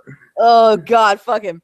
What was it like? Oh, so yeah, our top 10 like video, we mentioned Greg in it. Oh yeah, but it was more just about like his militant vegetarianism. Yeah, because back then that's all he was it. really had. That's true. Now You know. it's like, I'm surprised James and Abby were not vegetarians. You know? You know what? I'm glad you brought that up because I'm actually damn surprised that never filtered into his book. You know, the one main thing he's Like the ever one fucking known for, and you didn't hear a word about it, was vegetarianism at all. You didn't hear a fucking word about it the whole book. And I just thought... I'm glad we didn't hear James be like, I put my uncircumcised penis into her vagina. One second. It was in there? Yeah, remember when his mom talked about all she cooked was beans? That's all Oh, that's right. All they cooked was beans because they didn't eat meat or something? Yeah. No. It was, they literally only had lentils that one Oh, night. okay. So he was basically, like, he was saying that they were so poor, all they had were lentils. It was more about like poorness versus like diet. He does mention, though, I remember, I think that his mom was a vegetarian somewhere, but I mean, the thing is, it was hardly mentioned is the overall point. And I'm just like, really? You know, an ex of mine a long time ago said, too, it's like, well, of course he's not a vegetarian. He's just saying he is because people are vegetarians on the internet get a lot of shit. Like, she dated some dude who was like a famous emo musician or some shit for a while. And he would just stir shit up on his MySpace for attention, like in a similar way. And she's like, it's the same fucking thing. Like, he could probably eat burgers every day for all you know. He probably had a steak while he was making the video. And it's just to get attention. He's like, aside from him just saying it, she was like, there's no way you can really prove he's a vegetarian. No, that's true because he does go to Taco Bell all the time. I know. You go to Taco Bell to get a salad. Who the fuck does that? You I go to wish Taco I Bell could. and destroy your asshole. That's why you go to Taco Bell. But it's so good. It's delicious. I love it. Good. But you go to me, Taco Bell to get like a fucking 2-gallon drum of fucking Baja Blast Mountain Dew. Let's face it. No, oh my God. Every time I would go to Taco Bell, that's the only time I would get Baja Blast Mountain Dew. But they make it. They actually sell it now, though. You can buy it. Oh, they do? Yes. Shit, I gotta get on that. I just think like the whole fact that like you know, like in that video that we talked about, we really only talked about Greg's like militant vegetarianism. Yeah. You know, but then there like so much more came of it. There's so many different layers of Greg, and it's just like 50 Shades of Greg. But it's like a terrifying 50 Shades of Greg.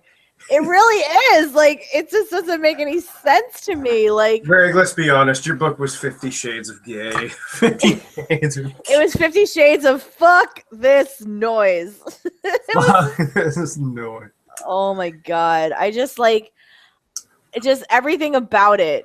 Everything about Greg's fucking book just made me. I don't think I've ever been that mad reading a book in my life. I just, as a writer, got so mad at how rushed the whole thing was. Like I said, I mean, I've been working on a book. Like I told you this yesterday, but for the people watching, they don't know because they don't read minds. But how dare they? Yeah, well, actually, it would probably be a good thing if nobody would want to read my mind. You don't want to get in here. Like, Beyonce's over there. She's shaking her head like, no. Yeah, no. What are you thinking about? Oh, my God. Ew. Oh, run. Right. No, but I've been working on a book since I was in 10th grade, you know, and I've been fucking refining it because I want to make a book series out of it. And as a writer, you know, I just get pissed that somebody can get, you know, the balls to charge money for something they wrote in like 2 or 3 months. It's not a good thing and he'll think it's a good thing because he got it out there and published. And he'll probably even say, if he ever watches this, oh, well, you know, look at me. I got my book published. You haven't. Well, fucking shit. I don't need that kind of validation that it's out there. I just, you know, of course. I've been working on mine for years. We could publish our books right now if we wanted to. If they were done and edited, we could publish them right now because we're allowed to do that now because of self-publishing, which I don't think is a bad thing. I really don't. Like, I've been talking to people like, you know, like I want to send my book to publishers when it's done and edited and copy edited a million times. I do. But if it doesn't work, there's always the self-publishing aspect. Yeah, and for people like you and I, that's excellent. You know, actually, I'm reading a book by Sarah Taylor, who sings for the band Birthday Massacre, and she wrote a book, and it was independently published through as far as I can tell, because I've never heard of the fucking publisher before. But, you know, I mean, for people like that, you know, it's great. Yeah. For somebody like him to just go out there and say, well, my book is great, you just don't fucking get it. And I'm like, bullshit, I do fucking get it. Okay, I've been working on a book for like the last 11 years, and I haven't put it out because you know, it's going to be part of a whole series. So why do I want to release something to the masses that I know is going to fucking suck, and that I didn't even put the attention to detail in, that I just rushed and said, here, fucking deal with it, you know? I mean, I'm so critical of what I do. You know? Of course. And like, as you should be, like, you don't want to publish something just to say you published a book. Oh yeah, no. There's no reason for that other than you're a narcissist and you think that your book is going to be a fucking hit for like, you know, and that's exactly what Greg did. I feel like he was just like he put this book out so quickly just to be like, I published a book. Yeah. You know, the same thing applies with music. Like, I put a song out that somebody ripped to shreds because it was unfinished. It was a demo. I liked the way it sounded to the point I wanted to share it with people, so I put it on my YouTube. Well, that's the point of a demo. Like, yeah, you know. And it sounded like shit. Like, I'm sitting there sounding like I'm drunk yelling because I have a crappy mic and all this other shit. But it doesn't matter. They don't, you know. It sucked, and I shouldn't have fucking put it out there. I shouldn't have released it. And that was like the musical equivalent of his book. It was terrible. It was an unfinished product. And it was edited, you know, his book was edited by a girl with a 4th grade reading level, because apparently his wife helped edit the book. Excuse me. Which she didn't, because if anybody just read through, there's no way that this book was ever. She said she edited the first draft, and I'm like, oh, okay, so you edited the final product. Yeah, basically, it was a first draft, and like, there's no way that you can tell me with a straight face that this book was copy edited, because number one, the formatting of how dialogue is set up was all wrong. I saw on Tumblr, like, for all Tumblr's foibles, there's been like some posts about like writing and like tips on writing that have been very helpful that I've saved, which is great. Yeah, like Tumblr is usually an insane asylum, but for whatever reason, the writing community there is goddamn helpful. So thank you, Tumblr, for being my source of craziness and help for writing. Absolutely, I totally agree with that. It's been like a cesspool of like social justice warriors and good writing tips. It's basically what Tumblr is. And there's I can't remember offhand, but there was like an acronym that they used for when you should change or you should make a new paragraph. And it was like TATI, something like that, where it was like time, like I can't remember offhand, but it was like if you change the tense, or not, I'm sorry, not tense, when you change the time, when you change the character who's speaking, like, you would layer your dialogue like that. Like when I write characters that are talking, okay, for each quote from another person, like say if they're having a conversation, you know, it's like you need a new line, and not like, well, you just make a new line. So you just go enter and then tab in, you know, and then you say, you know, back and forth. That's what you want. You would never put like a whole big thing of dialogue in one paragraph. Oh, she got out. We're gonna go like up to the mountains later tonight, apparently, and then our cat climbed into one of the bags. It's adorable. Oh. That's what they do. That's what cats do. They climb into everything. They climb on top of our cabinets out in the kitchen and then realize that, oh shit, I'm too big of a pussy to get down. What have I done getting up here? Oh my god. Oh, I love cats. They would claw the shit out of you when you try to take them down. Yeah, basically, that's what they do too. What was that noise? Was that you? Yes. How'd you do that? Oh my god. That was Gerg's sex noise when he was about to go. Oh, he just looks in their eyes and say, "Have my children." Oh, please let me have my babies. Spawn. Ew, gross. I just hope that child of his is like happy and healthy, and I don't know. He never fucking shows it. Ever. That's what it disturbs me. That people, they get on my ass about like my kid and stuff. But the thing is, I'm separated from my ex-fiance, and we live in 2 different states. So Right. Well, not really 2 different states, but we live quite a distance away from each other. We live on about the same side of the country. But you don't never not mention your child. Yeah, no, I don't. But he just he refuses. He acts like he doesn't. He acts like he doesn't have a kid at all. No, he doesn't. He acts like he's never been a fucking dad. He acts just like the kid isn't a part of his life. And the thing that really pisses me off about it is his excuses. Oh, the haters will take it out on my kid. I'm like, dude, how big? I'm a cunt. How big of a cunt do you think I really am, though? Like you would wish ill on a child. I'm a dad myself, and I would never do that. I'm more concerned that you don't, motherfucker, than anything else. Oh, it's like, unless there's something you want to hide. My biggest concern, and it's probably why I did this, because I voiced it pretty loudly like I usually do, is like, well, I'll just wait and see how long it is before you exploit your fucking kid in a video, too, and use them as a prop. It's what you fucking do with everything. Yeah, it's true. I feel like just the fact that he made that video where he pretended to fall and kill his child. Do you remember that one? Yeah, I do. I remember he was hit in the stomach or something with a baseball bat.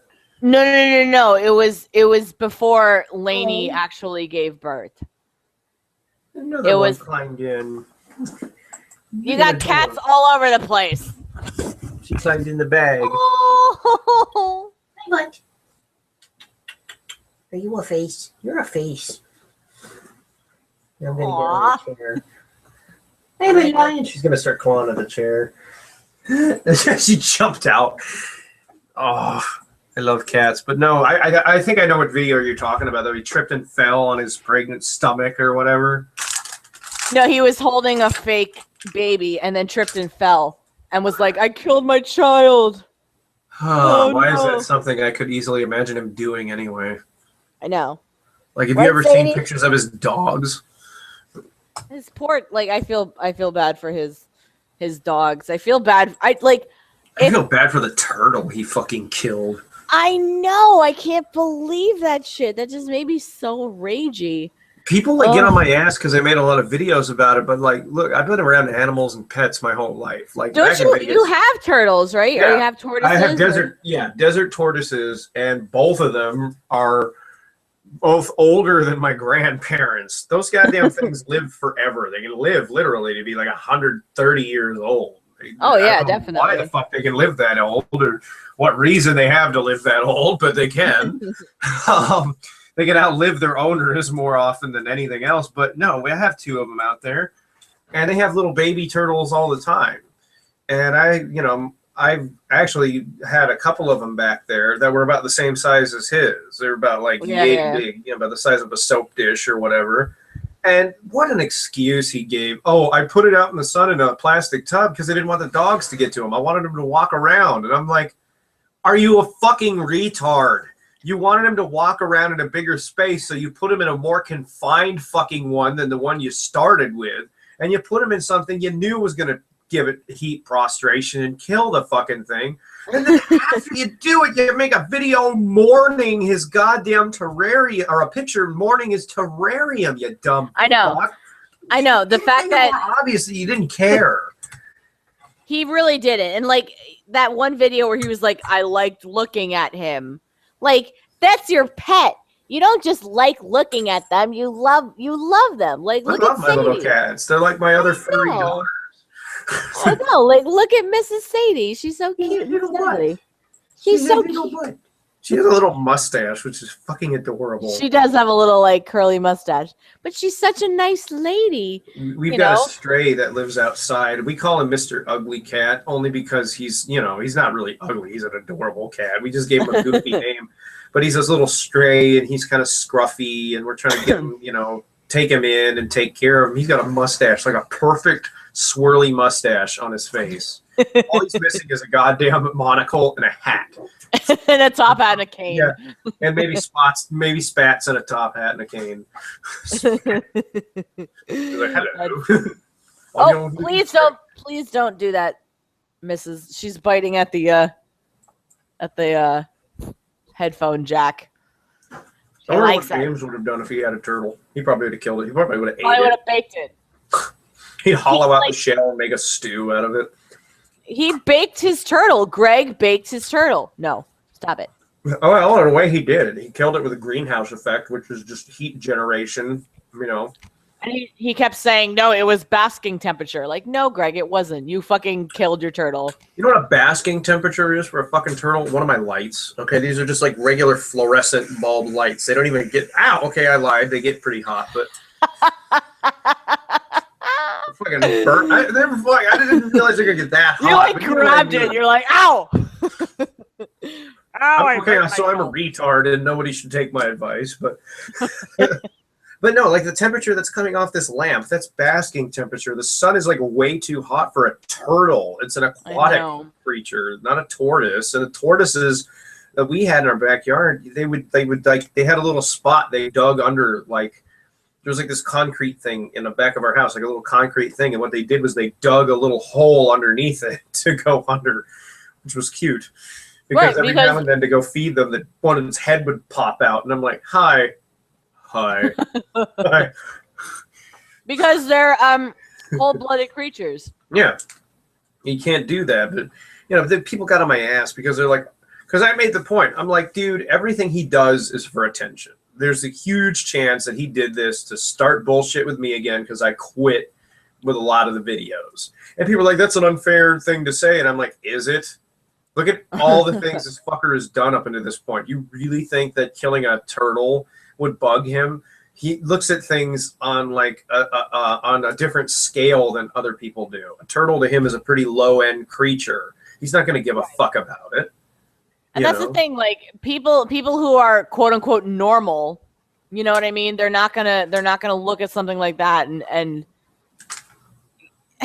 it's hard to describe. Like my mom and dad actually got very invested in the Jodi Arias case as well. My mom's like, I just don't understand it. I'm like, because you're fucking normal. You're not a sociopath. Like you know what I mean? Like you're not gonna kill somebody because you think they betrayed you. No, to this day, Jodi Arias, even though she got sentenced for murder, doesn't think she did anything wrong. Absolutely no. She thinks she was completely justified with fucking slaughtering a man 3 times over. Yeah. Because why? Because he didn't want to take her to Cancun and because she was fucking insane. I've known people that gone to Cancun. It's nothing special from what I hear. Yeah, that's what I hear. But just the fact, like, it's like after that case, I read this interesting thing online. I don't know if I can find it, I'll send it to you. It was called like Men Get Stalked Too. Very interesting. I can tell you from experience too, because Jodi Arias reminds me of somebody that tried to screw me over in Vegas in a very similar and completely emotionally disassociated way, and they stalked me.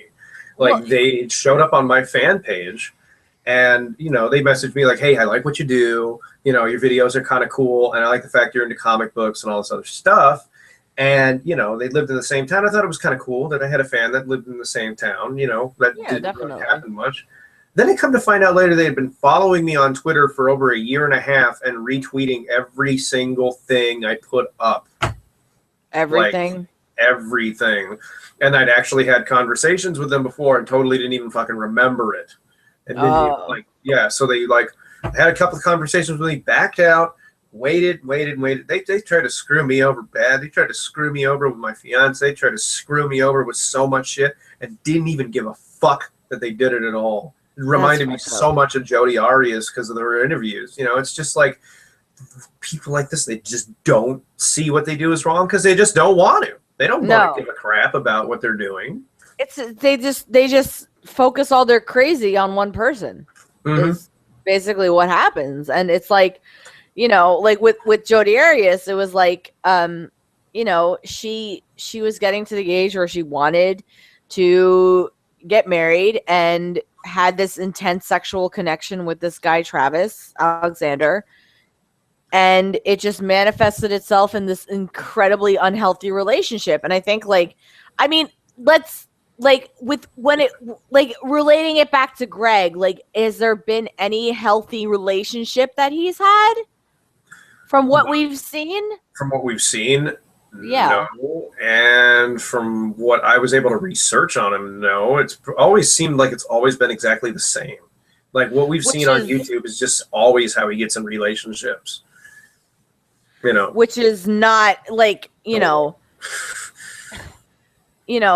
like I talked about this in one of my read-throughs, where I think what happens a lot of the time, or like if I can speculate, which we can all speculate about Greg, which is what we've been doing for 3 hours now, and I don't regret a single hour, so whatever. I'm just saying, if we're gonna speculate on how Greg perceives the world, I think he wishes he was always in this like honeymoon phase. And like that honeymoon phase, it can be great. Like I know that like an ex-boyfriend of mine and I had this like really intense connection with each other, and like you know, the hookups were fantastic and I just really liked being around him. But then that honeymoon phase kind of ended. We broke up, but I like, you know, I'm older now. I can reflect back on like what happened, and like, you know, I'm a stronger person because of it. Like all this bullshit, you know. But it's like, you know, once that honeymoon phase was over, I know that I wanted to go back to that, and it just, you can't. So yeah, you can't. For a relationship to be successful, you have this great honeymoon phase, but then you get this upswing of things getting so much better because you're growing as a couple. Yeah. You know, and I just don't see, like, especially with James and Abby in this book, there's no growing for them as a couple.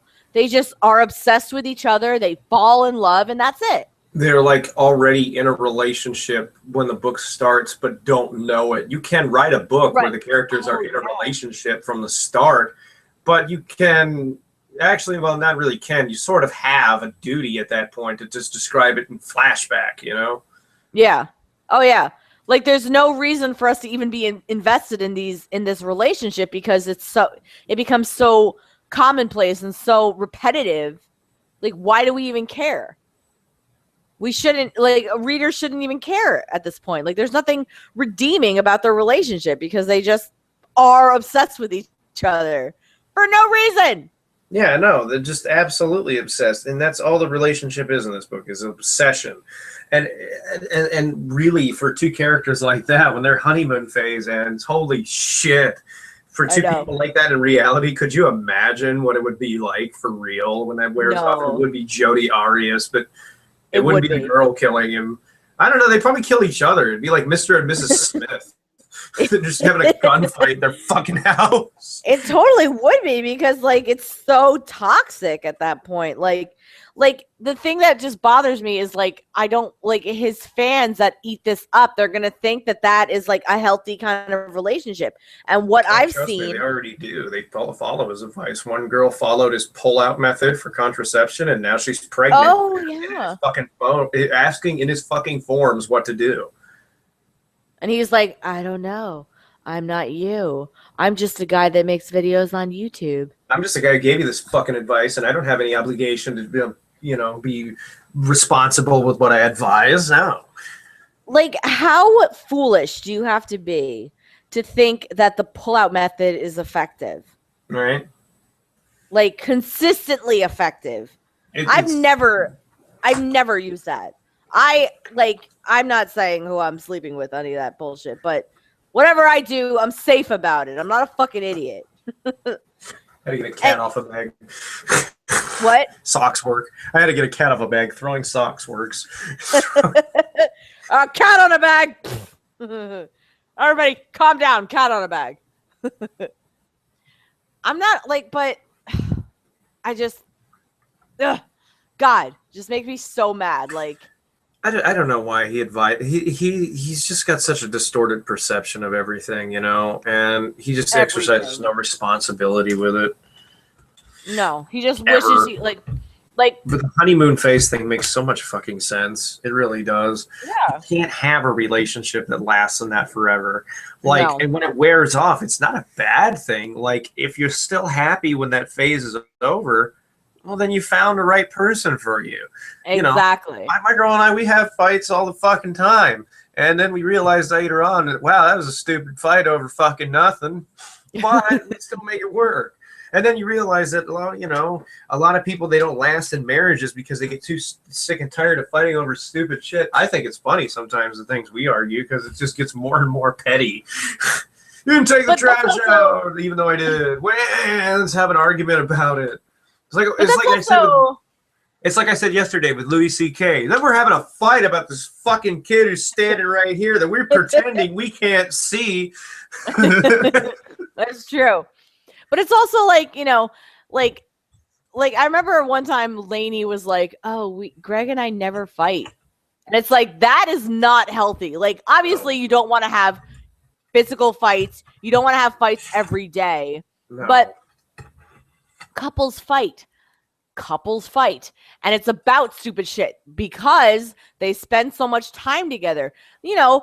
Like I was in college and I lived with people, in the same room. And they were my friends, and I liked them. But some of the shit that they would do would just piss me off because you're around people so much. Familiarity breeds contempt. Exactly. That's what my grandpa used to say, and it's fucking true. And it's absolutely true. And if you don't have that kind of, like, you're pissing me off, stop it. Like, you get over it. Like, it's all bullshit because it's just stupid stuff that it's like, you get over it. Mm-hmm. But the fact that you brag about never being in a fight, it is to me a huge red flag because somebody is bending to a degree where it's not healthy. No, you can't just always. Well, the thing is, it's a healthy balance. If you always fight in a relationship, then yeah, you're just with somebody who's an argumentative cunt, and you need to get away. But if you never fight, then you're just kind of dealing with whatever shit they want to shell out to you, which is never, ever fucking healthy. And I mean, I've had problems in relationships where I would do shit to people that was unfair, and vice versa. And it took me a long time to realize, like, where I need to modify my own fucking behavior and, compromise with people and shit. He's never done that. No, because he always thinks he's right. Yeah, he's never wanted to compromise, and I could tell this is why his relationships are, because he's never probably compromised with fucking anyone. Ever. It's just like, you're going to do shit my way and fuck you. That's what he told my friend AJ. He's like, you know what? You're going to do things my way and fuck you. That's why I'm going to call you up on Skype every night and have a problem with every goddamn thing you do. Like, you like to drink? Fuck you. I don't want you to drink. You like to have a cigarette every now and then? Ew, that's disgusting. I'm going to guilt you to feel bad about smoking. You can't do that to somebody and expect them to be with you. Of course. Because obviously AJ is a strong enough person to be like, I'm not going to put up with that bullshit. Mm. And she got out of it. She didn't have to put up with his 4-inch hooded half hot dog. Oh, like only briefly she did. Yeah. That's enough for a lifetime. Yeah, the power of Christ compels you to get that shit out of there. But, it's like, but somebody like Lainey who is young, and that's why he preys on younger girls. Like, Lainey didn't know any fucking better. Well, maybe. Well, he tried to a degree. I'm sure she did watch or listen to some of the stuff that these people said, but the thing that really bugs me about her is she just disregarded it. She didn't give a fuck. Like, her friends brought up to her stuff that people had said, and she basically told them to go piss off, really. And she just didn't give a shit. No. Because, if you're obsessed with somebody enough, you kind of, look past all that shit. Yeah. I just remember, I can only speak for myself. I know that, one of my ex-boyfriends, the same guy I talked about before, I did have a very strong connection with him, and I wanted to be back with him. for a long time. I wasted a lot of time on him. And, you know, there was a lot of red flags that I can see now, but, like, I ignored him because, like, I wanted to be with him, you know? Mm-hmm. But now in retrospect, you look back on it, it's like, dude, I should have seen that from a mile away. Yeah, but you grow know, and you learn. Yeah, I've been in that position. Like the first person that I ever moved in with, and I ever like lived in with. Yeah, You lived in. Well, you know, I mean, I was on Hoth, and it was cold. Okay, I was on Hoth. It was cold. I hollowed him out. I needed a shelter. No, I lived with the first person. Shelter. The first person I ever really moved in with and lived with, I was dating, and that was a nightmare. Because if you've never done that before, yeah, you know what? Live with friends before you live with somebody that you know you're in a relationship with. Because it was a fucking nightmare. A lot of fights. I've never lived with a boyfriend before. No, oh no. Yeah. Well, my fiance and I, we live together, so you know. Yeah, but she's your fiance. Yeah, that's true. Yeah. You put up with all my stupid shit, don't you? She's like, yeah. She's like, oh no. Yeah, I do put up with a lot of your stupid shit, like forgetting to flush. Ew, gross. No, okay. Oh my god. No. So, like, whenever you want to wrap this up, because we've been talking for like hours about his book. I know. I'm trying to see if, like, I'm looking through the questions I asked, see if there's anything else I was talking about. I don't know. Like, it's just like everything about it was so fail, and like I'm kind of like wondering if he is gonna write another book. Like, what would he write about? I feel like he blew his load all over this book already. Like, what else could he possibly write about? I have no idea. Like, maybe he could write about his religion thing he came up with, or how do you pronounce that? Is it Sikeska or Sikeska is what he said. Sikeska. Oh, guys, I don't even follow it anymore, but I encourage you to check out Sikeska or whatever. What was that, Baggy? Sounds like a city. Sounds like a city, she says. I think it sounds like an exotic spice. I think it sounds like a genital disease. It sounds like a genital disease. It actually is close to that. Yeah. Oh. There's a city close to that in the Carolinas. There's a city close to that named it? Yeah. Oh, wow. I don't ever want to go there. I don't ever want to go there because I'll walk out a cultist. It is. It's very like. It's like I get the feeling that like. She says hardly anybody lives there too. So maybe it is a cult commune or a hippie commune. Who knows? Those exist out here too. They're weird. I'm sure they do. I feel like I remember like watching a documentary on Jonestown. Oh God. And before they ever moved to Guyana, there was an instance where Jim Jones had everybody, they drank Kool-Aid, actual fucking Kool-Aid. They drank it at like some church meeting. And then Jim Jones said like, you guys, I just, you drank Kool-Aid that was poisoned. And either people would start crying or there were people that just accepted it. And I feel like Greg does some things sometimes to see just how much power he has over people. I feel that way too. He tests his audience.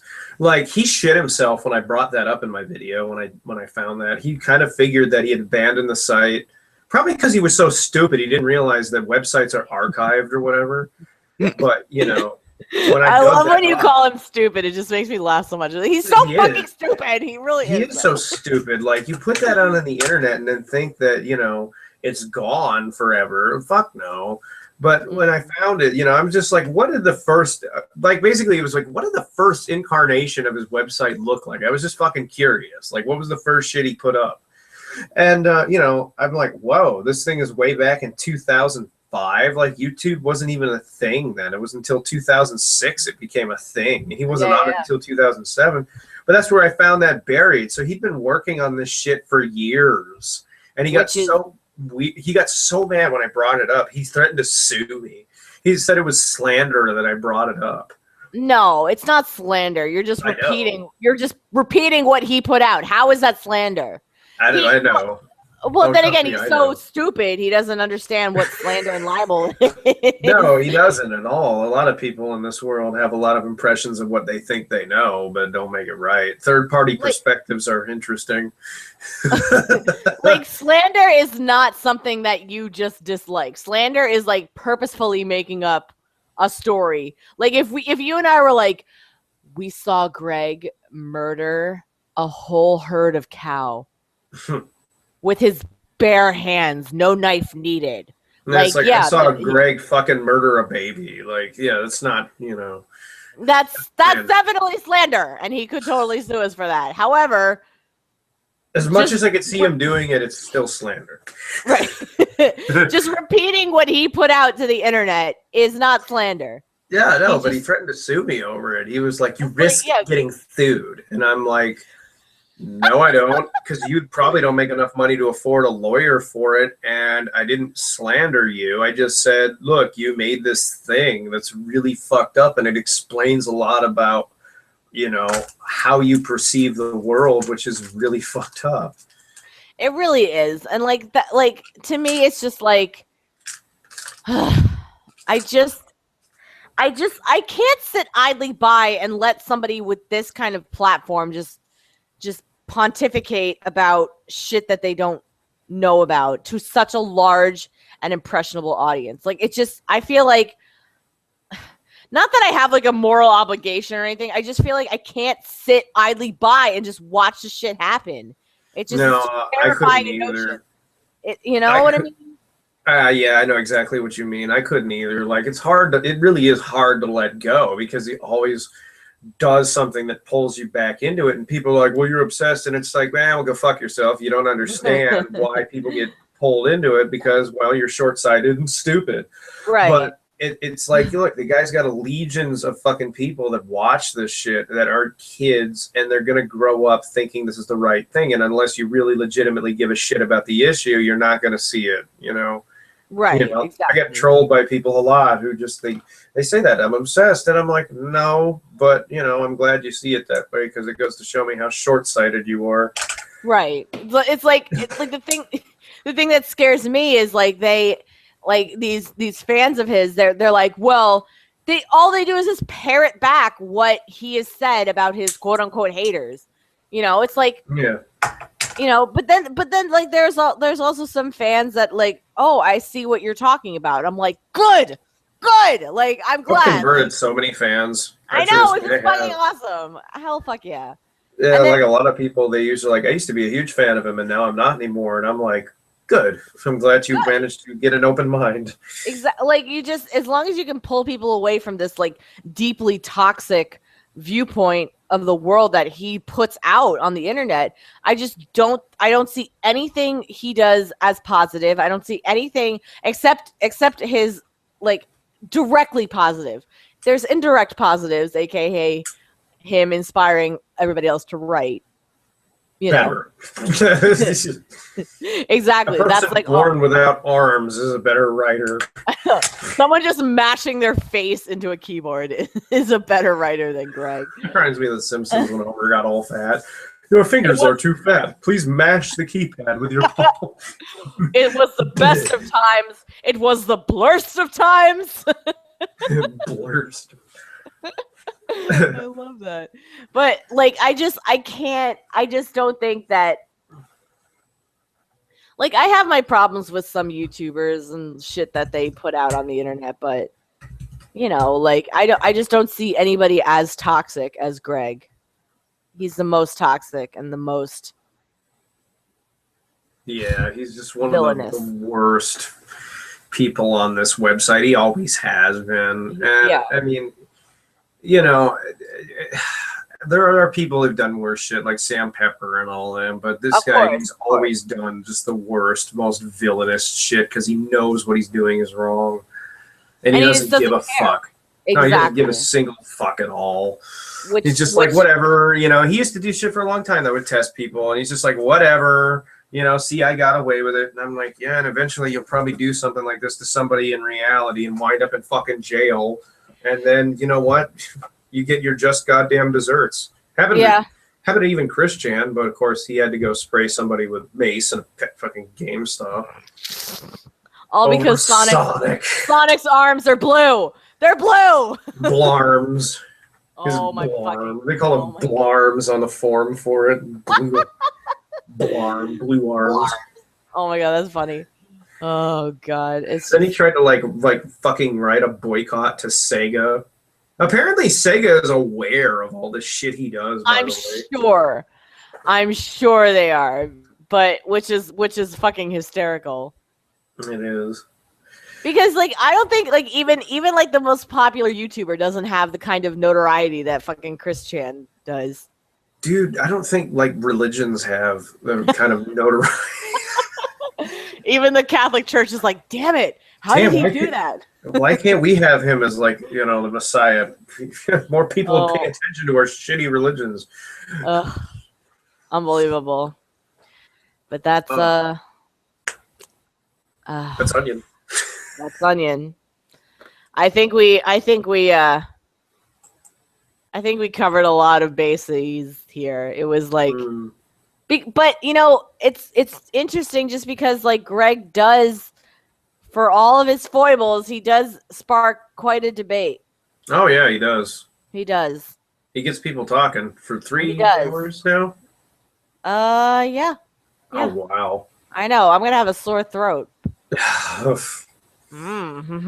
Thanks, Stevie, for my sore throat. Well, that's not the first time I've been told that.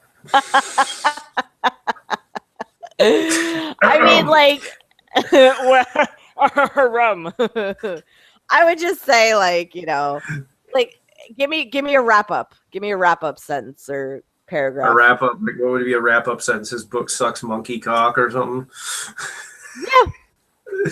There's like a real wrap up of Dacian's book is just a big pile of unfinished crap full of stuff that you really are better off not exposing yourself to. And if you're a fan of his, not taking seriously, your future will benefit from it.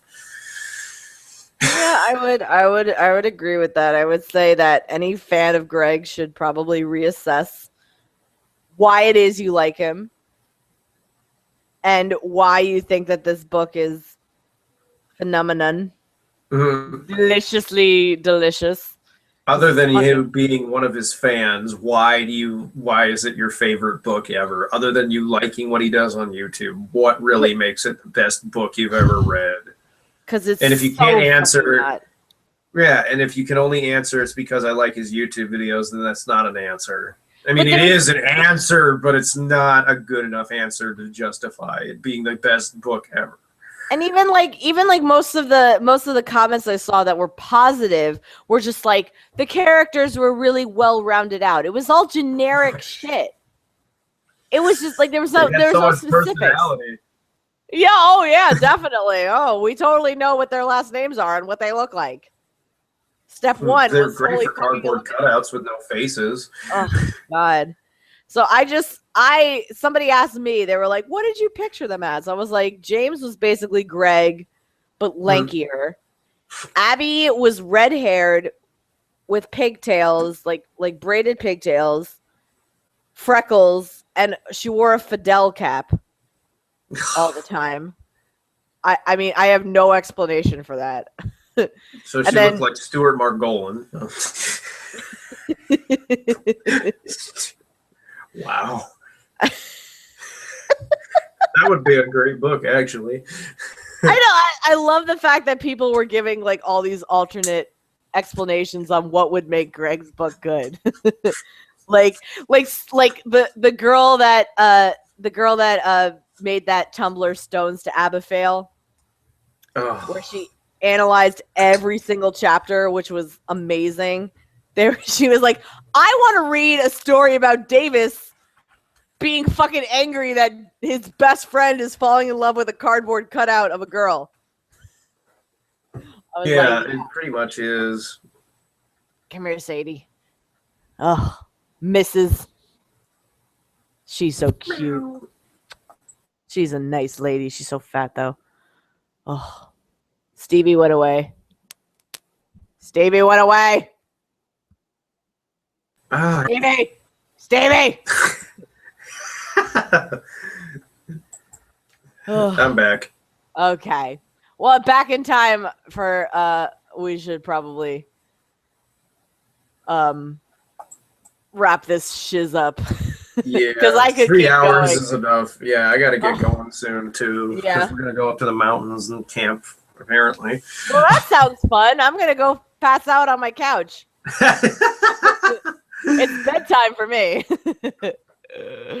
All right.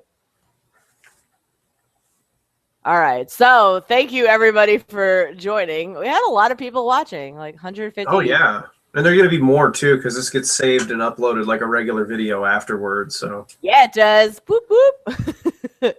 All right. So I'm gonna go ahead and stop the broadcast now. So woo. Stevie, thank you for joining. Hey, Me? not a problem. I had a was fucking good. hell of a time. This was Hell great. fuck yeah. Hell fuck yeah. any opportunity to talk about how much Greg sucks is a good day. Oh yes. All right. Thank you for watching, everybody.